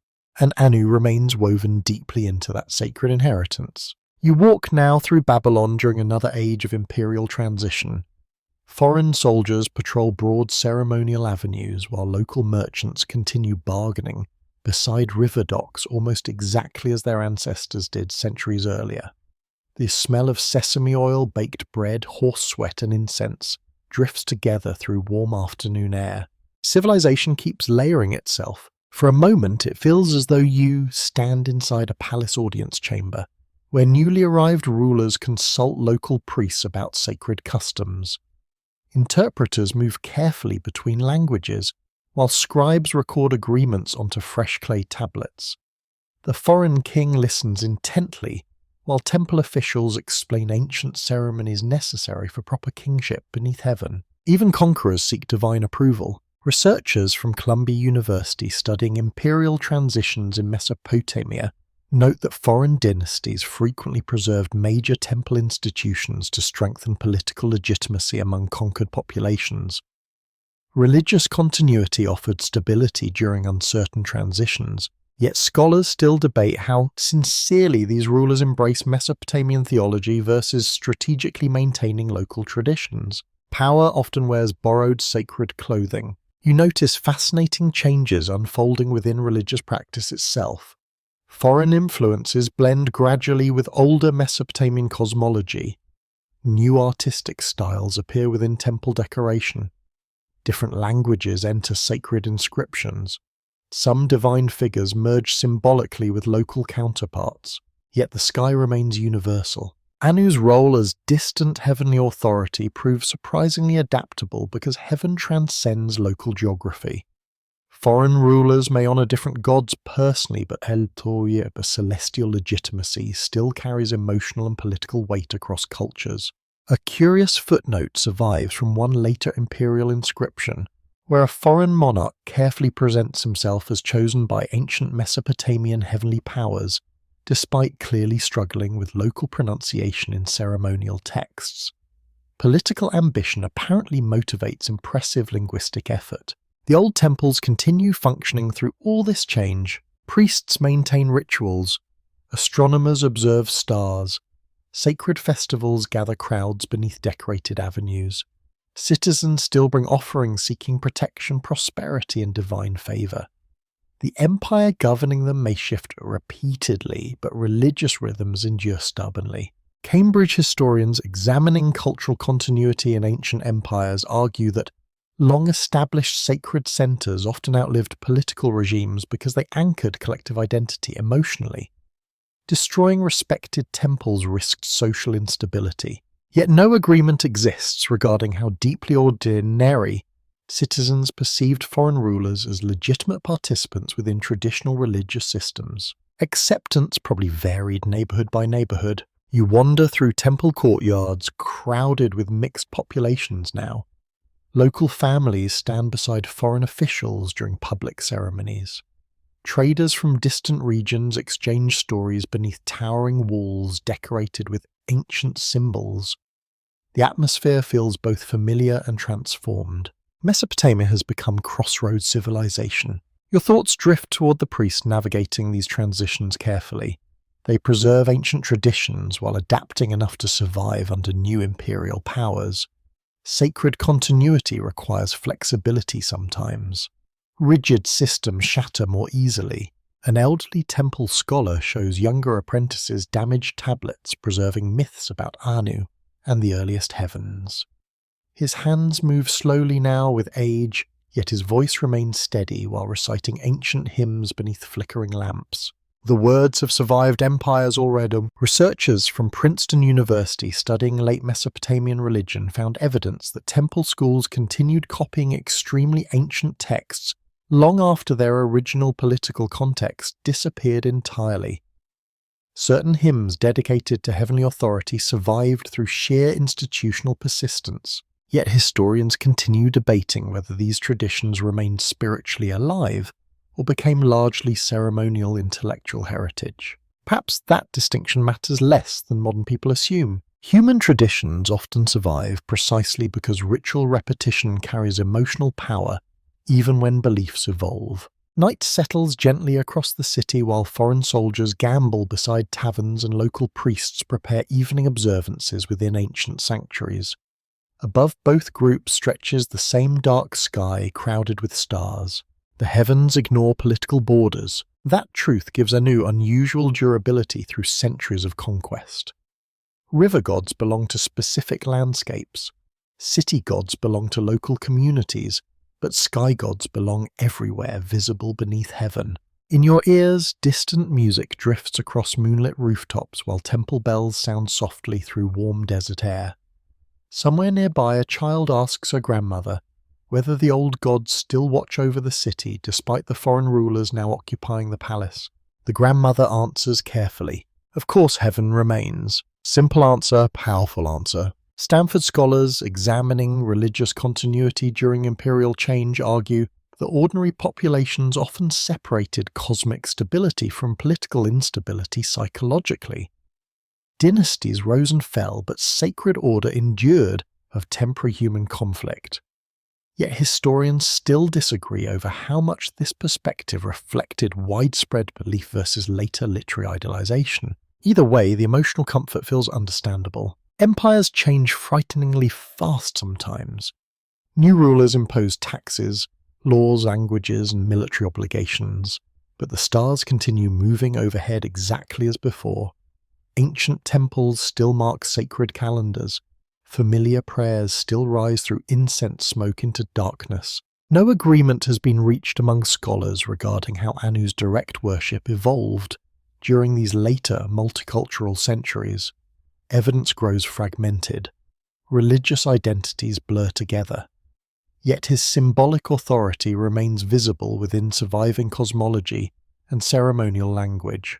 As foreign kingdoms inherit the ancient cities one after another, the old sky god continues watching silently above them all, untouched by conquest, ancient beyond empire, reigning still across the endless heavens. The old priests are tired now. You notice it in their slower movements climbing temple stairways before dawn, in the careful way younger apprentices support aging astronomers during long nights upon observatory terraces, in the fading ink pressed shakily into final generations of sacred records. Time is changing the world again. The great Mesopotamian cities still stand proudly beside rivers and trade routes, yet something fragile has entered the atmosphere. Ancient traditions continue outwardly, but beneath the ceremonies you sense uncertainty spreading quietly through temple halls and royal courts alike. The old certainty is weakening. You climb toward a high observatory platform overlooking the city after midnight. Cool desert wind sweeps across weathered stone while stars blaze above the dark rooftops with cold, familiar brilliance. Below, distant dogs bark beside narrow streets, where merchants and labourers sleep beneath flat mud brick roofs. The heavens remain beautiful, but fewer people seem convinced they still explain everything. For a moment, it feels as though you stand beside one of the final great astronomer priests as he studies the night sky through exhausted eyes. Clay tablets surround him, covered with calculations preserved across centuries. His fingers trace familiar planetary paths automatically, while younger assistants wait silently nearby. He has spent his entire life watching heaven, and perhaps for the first time doubt lingers softly beneath the rituals. Researchers from Yale University studying late Mesopotamian temple culture found evidence that traditional priesthoods continued sophisticated astronomical work long after political power shifted away from older religious institutions. Yet scholars still debate whether these final generations maintained genuine confidence in ancient cosmology or preserved rituals mainly through inherited duty and institutional momentum. Human beings rarely abandon sacred worlds quickly. You wander through temple corridors lined with cracked inscriptions praising heavenly authority older than many kingdoms combined. Oil lamps flicker weakly against worn walls while priests chant familiar hymns echoing through increasingly empty chambers.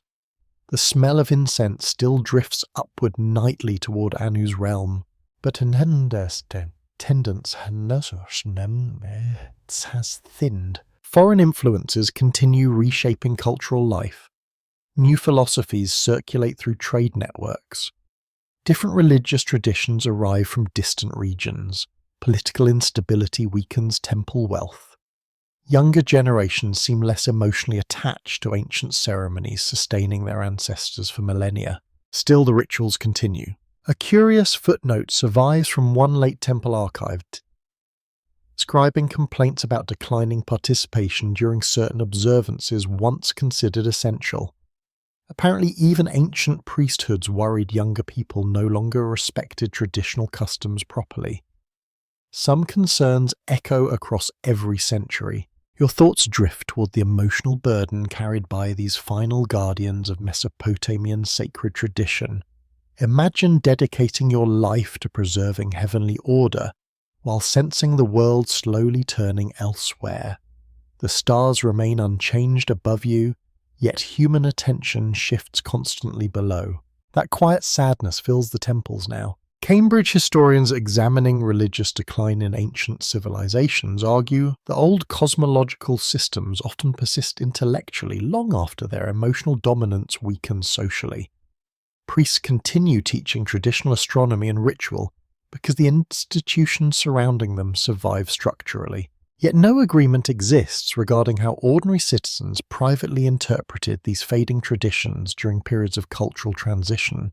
Perhaps many simply blended old and new beliefs together. Civilizations rarely replace entire spiritual systems overnight. More often, layers accumulate slowly.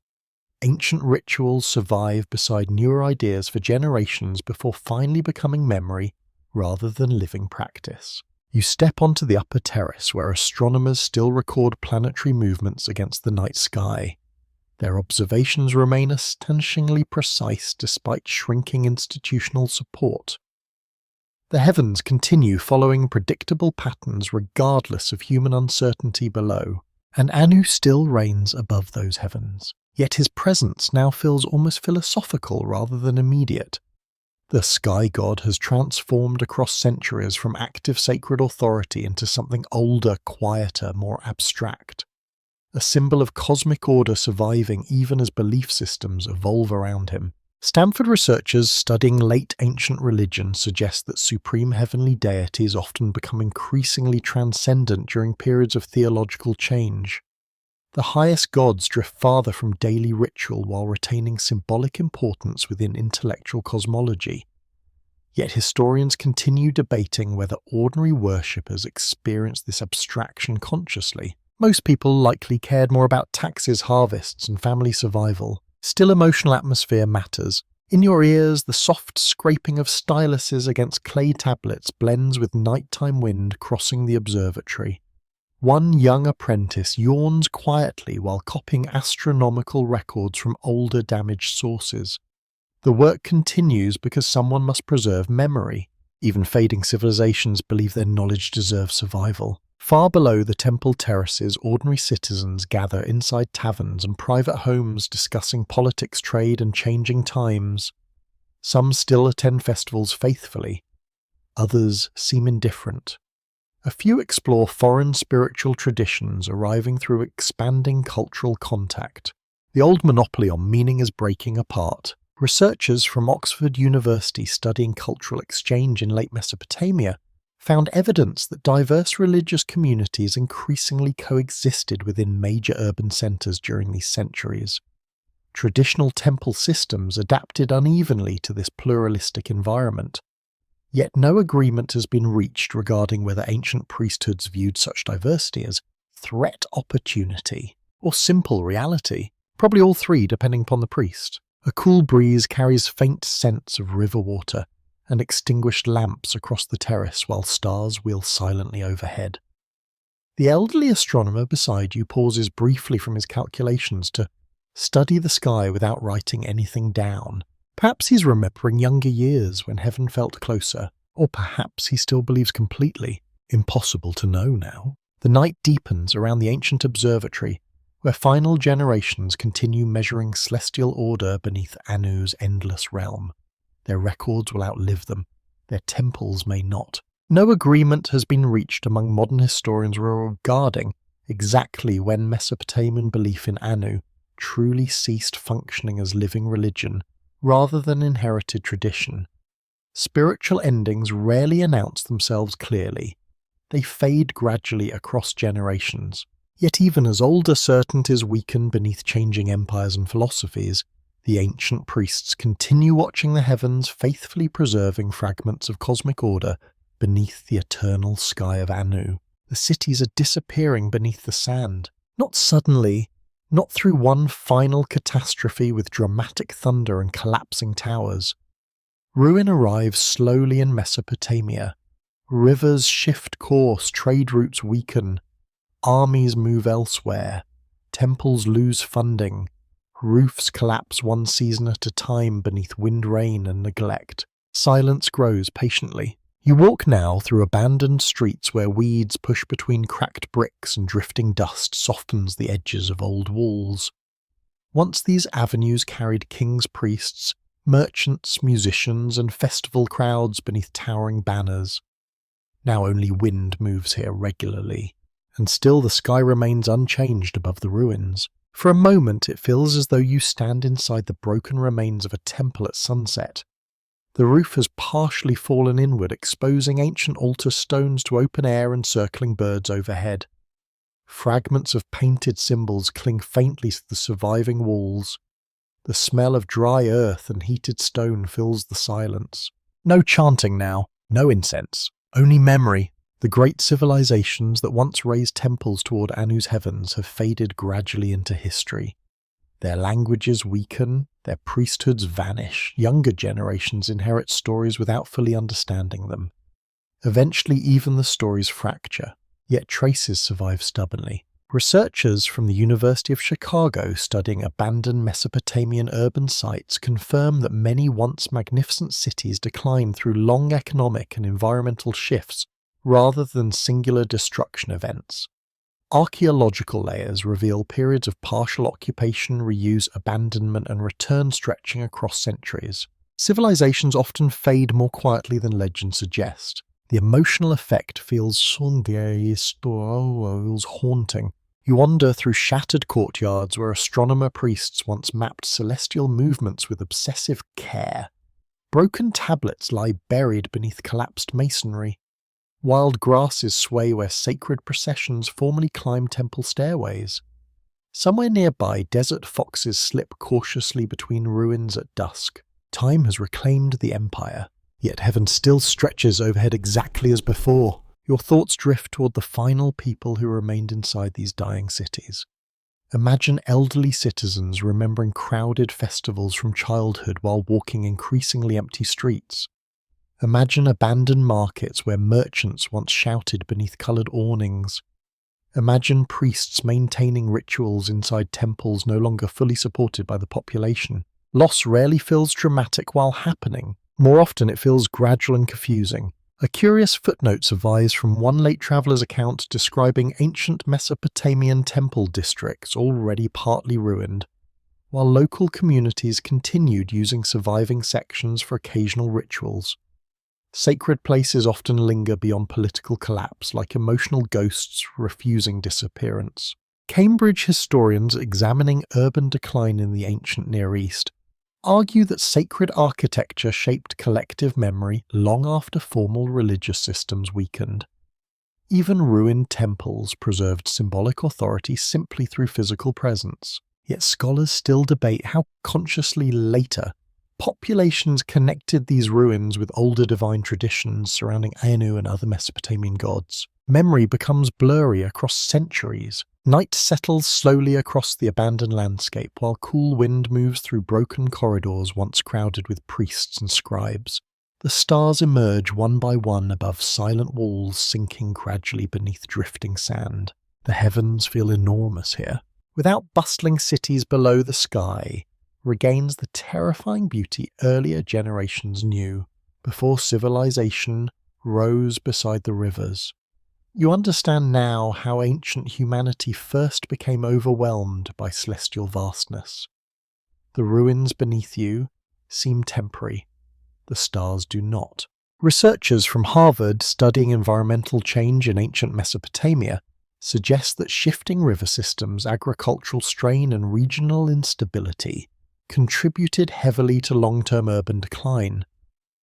Yet no agreement has been reached regarding how deeply ordinary people understood these slow transformations while living through them. Most citizens likely experienced collapse locally rather than historically. A failed harvest, a closed marketplace, a son leaving for another city. Civilization disappears through countless private losses. In your ears, nighttime insects hum softly among scattered stones while wind brushes across the broken temple terraces. Somewhere beneath the rubble lie countless unread tablets preserving hymns to Anu, astronomical observations, legal contracts, and forgotten prayers. The earth keeps its secrets carefully. You kneel beside a half-buried inscription worn almost smooth by centuries of weather. Once it likely proclaimed royal devotion beneath heavenly authority.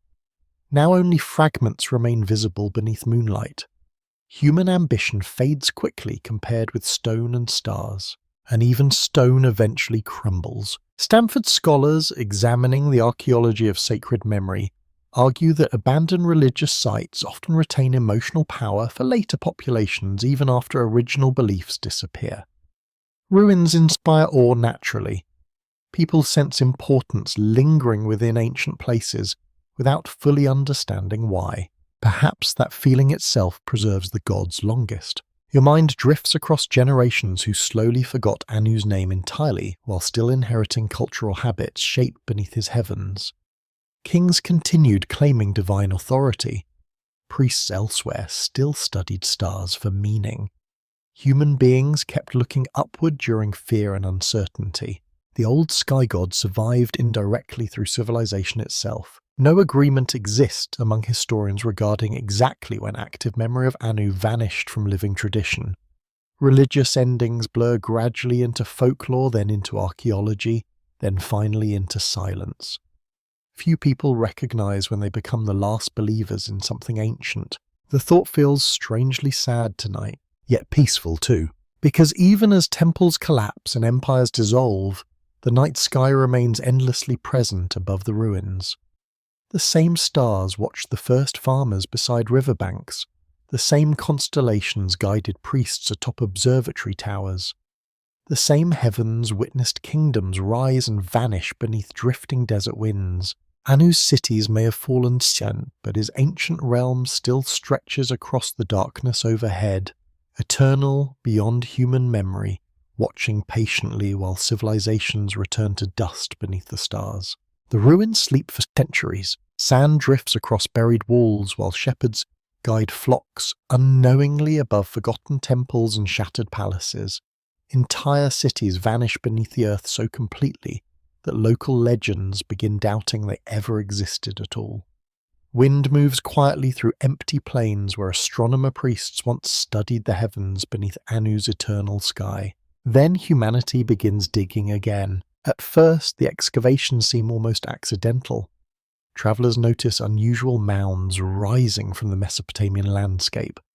Farmers uncover strange bricks marked with unfamiliar symbols.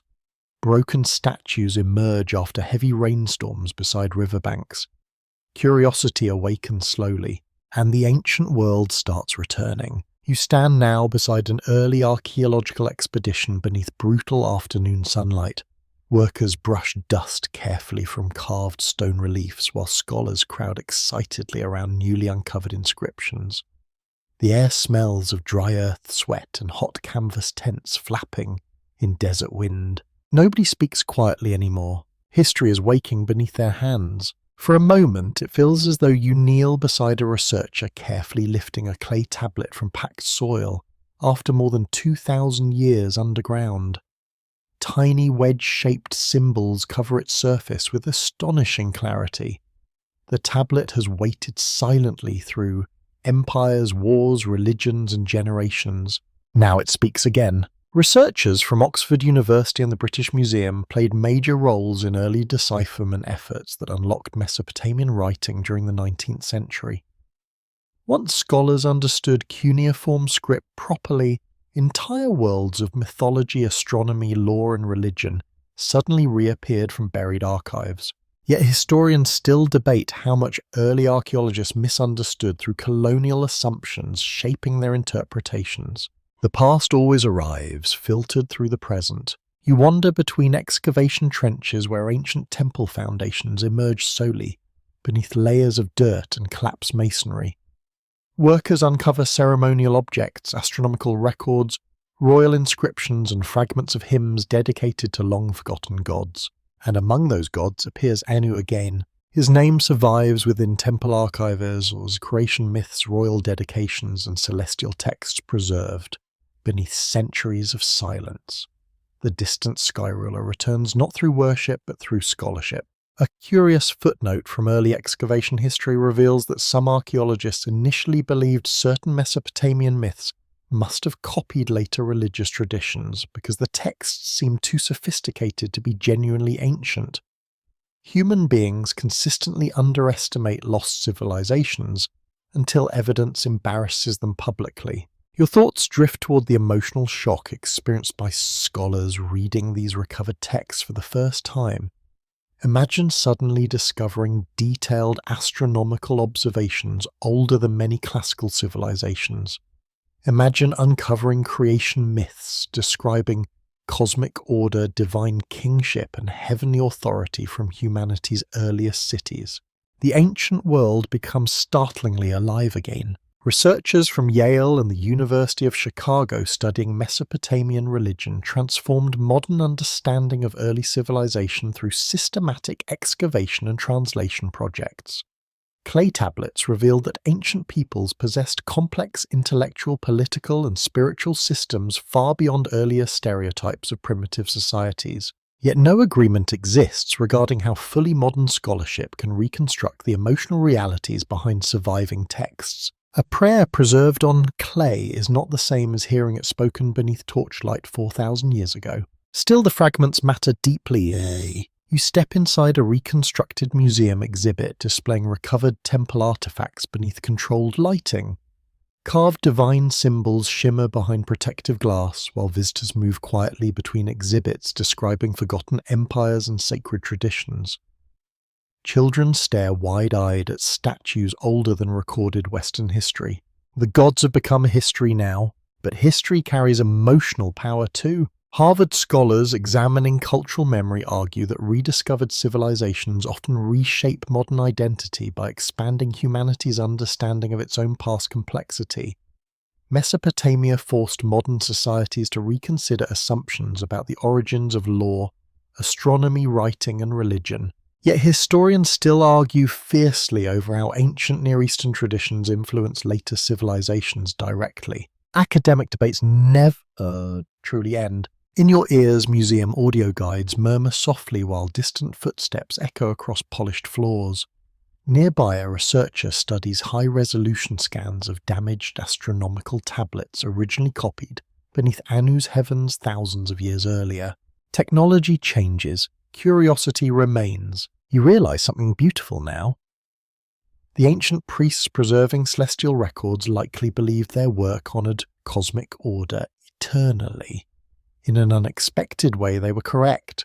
Their observations survived, buried beneath ruined cities, until future generations rediscovered them beneath the electric lights and digital databases. Memory traveled farther than they imagined possible. Researchers from Stanford studying long-term preservation of ancient knowledge note that Mesopotamian clay tablets endured partly because fires destroying libraries accidentally baked the records harder, preserving them across millennia. Catastrophe became archive.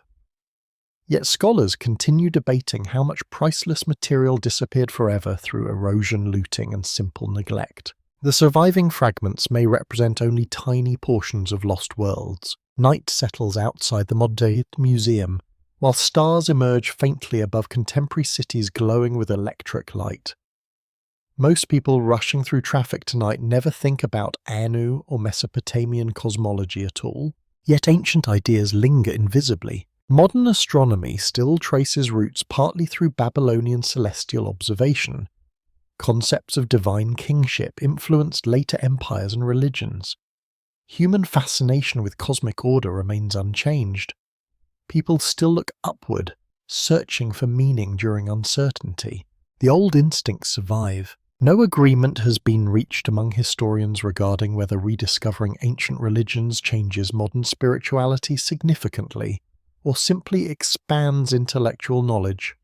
Some scholars see continuity between ancient sky worship and enduring human awe before the universe itself. Others resist drawing emotional parallels across such vast cultural distance. Perhaps both perspectives contain truth. As archaeologists continue uncovering buried temples, broken observatories, and forgotten hymns from beneath Mesopotamian soil, the ancient sky god rises once more into human awareness, not as living deity now, but as enduring witness to humanity's oldest search for order beneath the stars. You have travelled very far beneath these ancient skies, from the first frightened farmers beside dark riverbanks to imperial astronomers mapping planetary movements above vast cities. You have watched humanity build entire civilizations around the belief that heaven possessed structure, authority, and intention.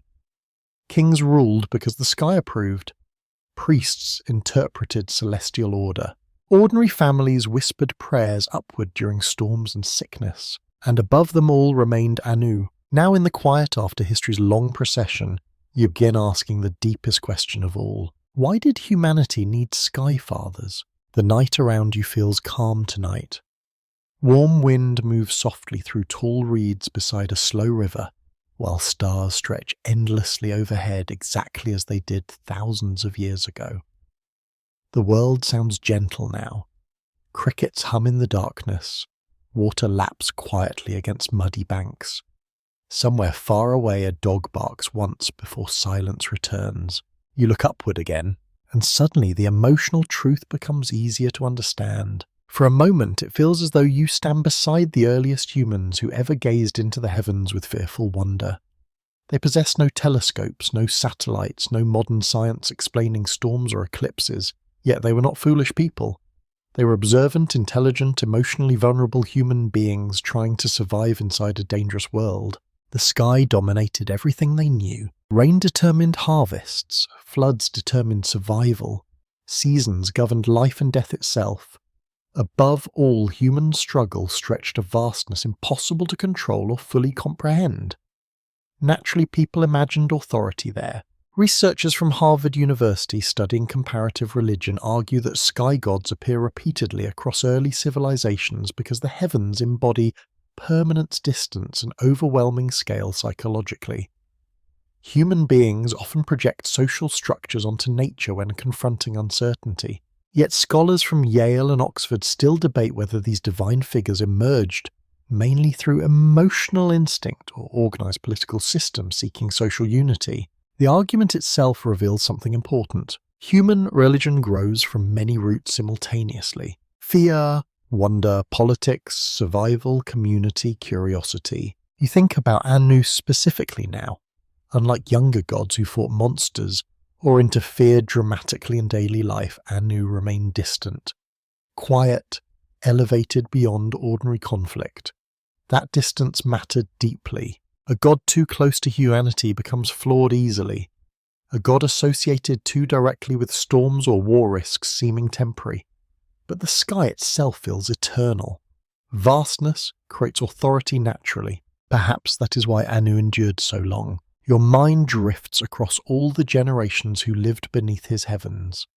Farmers planting grain beside irrigation canals. Kings climbing temple stairways before dawn. Children staring upward during meteor showers. Priests recording eclipses with trembling hands. Soldiers marching beneath unfamiliar constellations into foreign lands. Different lives, same sky. A curious footnote from modern psychology research suggests that human beings still experience measurable emotional awe when exposed to immense natural environments like mountains, oceans, or star-filled skies. Vastness alters perception. It reminds people of their smallness while simultaneously connecting them to something larger. Ancient religion understood this emotionally long before science described it formally. Cambridge scholars examining ancient cosmology argue that heavenly authority also helped early civilizations solve practical political problems. Large urban societies required shared symbolic systems beyond family loyalty alone. A universal sky ruler offered common identity across expanding populations.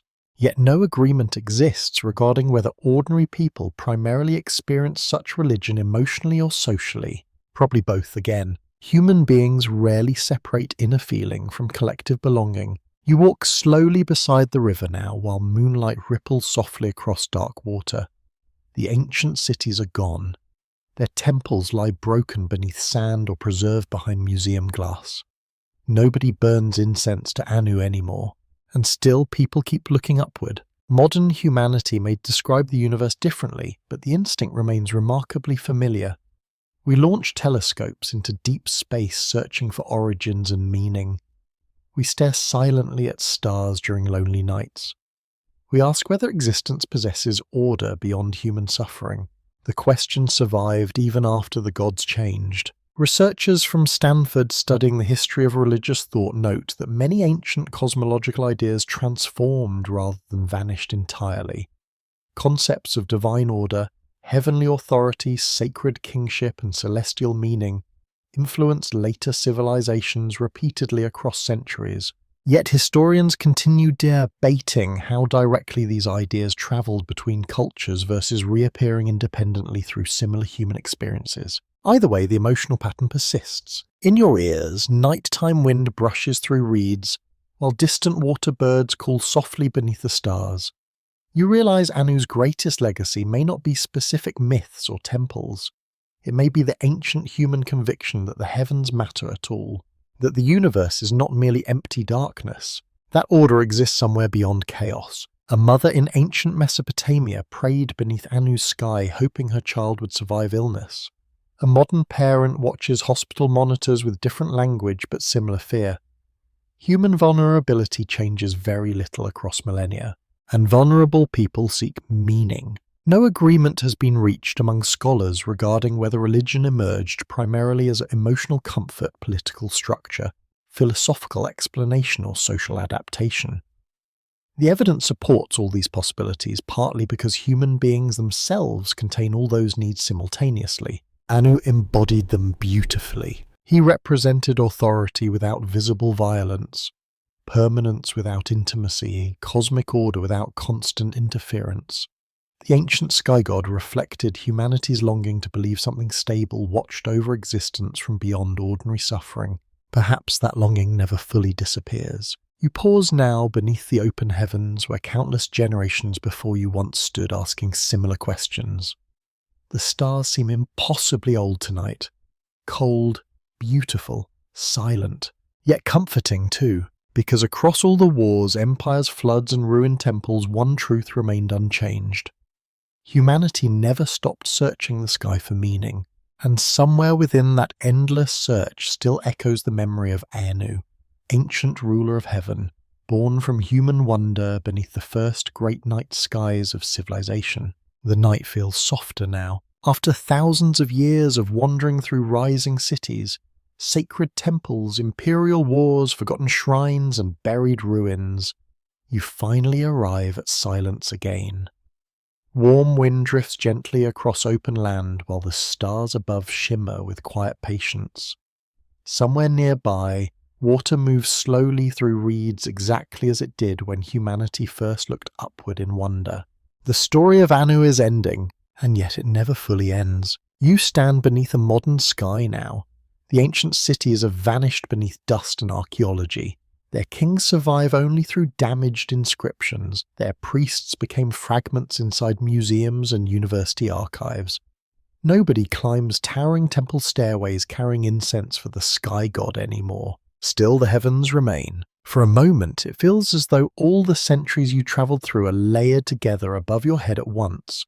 Ancient farmers sleep beside riverbanks beneath these same stars. Babylonian astronomers still trace planetary paths across dark observatory terraces. Assyrian kings still pray anxiously before campaigns. Children still point upward asking questions no civilization has answered completely. The sky gathers every generation together. Researchers from Oxford University studying long-term cultural memory argue that ancient cosmologies continue shaping modern imagination even after their original religions disappear. Ideas about heavenly authority, cosmic order, and sacred space survive indirectly through language symbolism, literature, and emotional habit. Yet scholars still debate how consciously modern societies inherit these ancient patterns. Inheritance does not always announce itself clearly. You think about the word heaven itself. Across thousands of years, human beings repeatedly imagined the sky as more than empty space. It became throne room, divine realm, moral, symbol, philosophical mystery, scientific frontier. Different civilizations changed the details constantly, but the emotional instinct endured. Look upward, seek meaning. Anu belonged to humanity's earliest attempt at that enormous task. Your mind drifts gently backward through everything you witnessed tonight. The first fires beside dark rivers, the rise of temple cities glowing beneath moonlight, scribes pressing sacred hymns into clay, priests studying eclipses while kings trembled beside them, villagers whispering quiet prayers during storms, ruined sanctuaries sinking slowly beneath desert sand, all of it connected by the sky above. A curious footnote from modern astronomy education reveals that many people still experience powerful emotional awe during their first clear view of the Milky Way away from city lights. Some describe feeling insignificant, others describe feeling connected to something immense and beautiful. Ancient Mesopotamians would have understood both reactions immediately. Human hearts changed less than technology did. You walk slowly through the darkness now while cool air brushes against your skin. The world sounds peaceful. Crickets hum softly, leaves rustle somewhere beyond the riverbank. Far overhead, constellations shine with ancient indifference, and perhaps ancient kindness too. Cambridge historians examining comparative mythology suggest that sky gods often reflected humanity's attempt to imagine stable order beyond political chaos and personal suffering. Yet no agreement has been reached regarding whether ancient believers experienced these divine figures primarily as loving protectors, distant rulers, or symbolic explanations for existence itself. Maybe Anu contained all those meanings, depending upon who looked upward.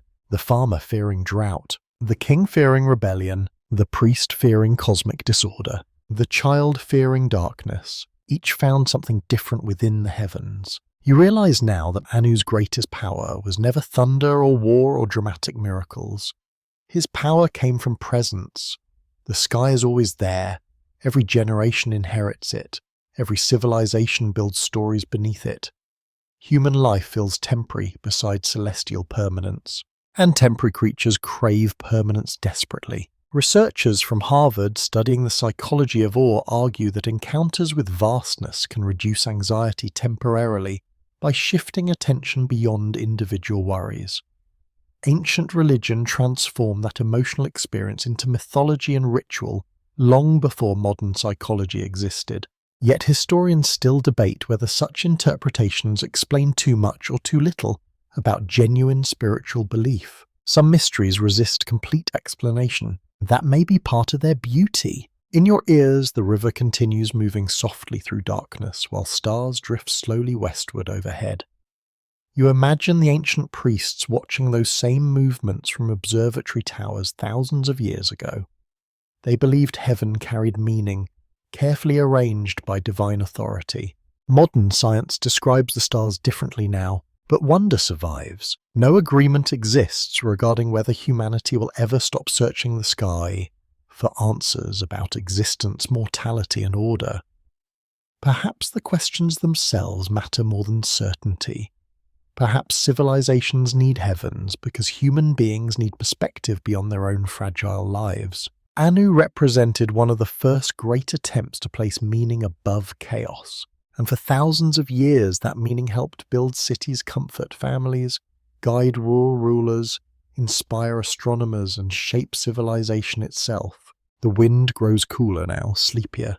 You feel the ancient world settling gently around you, like soft darkness after a long journey.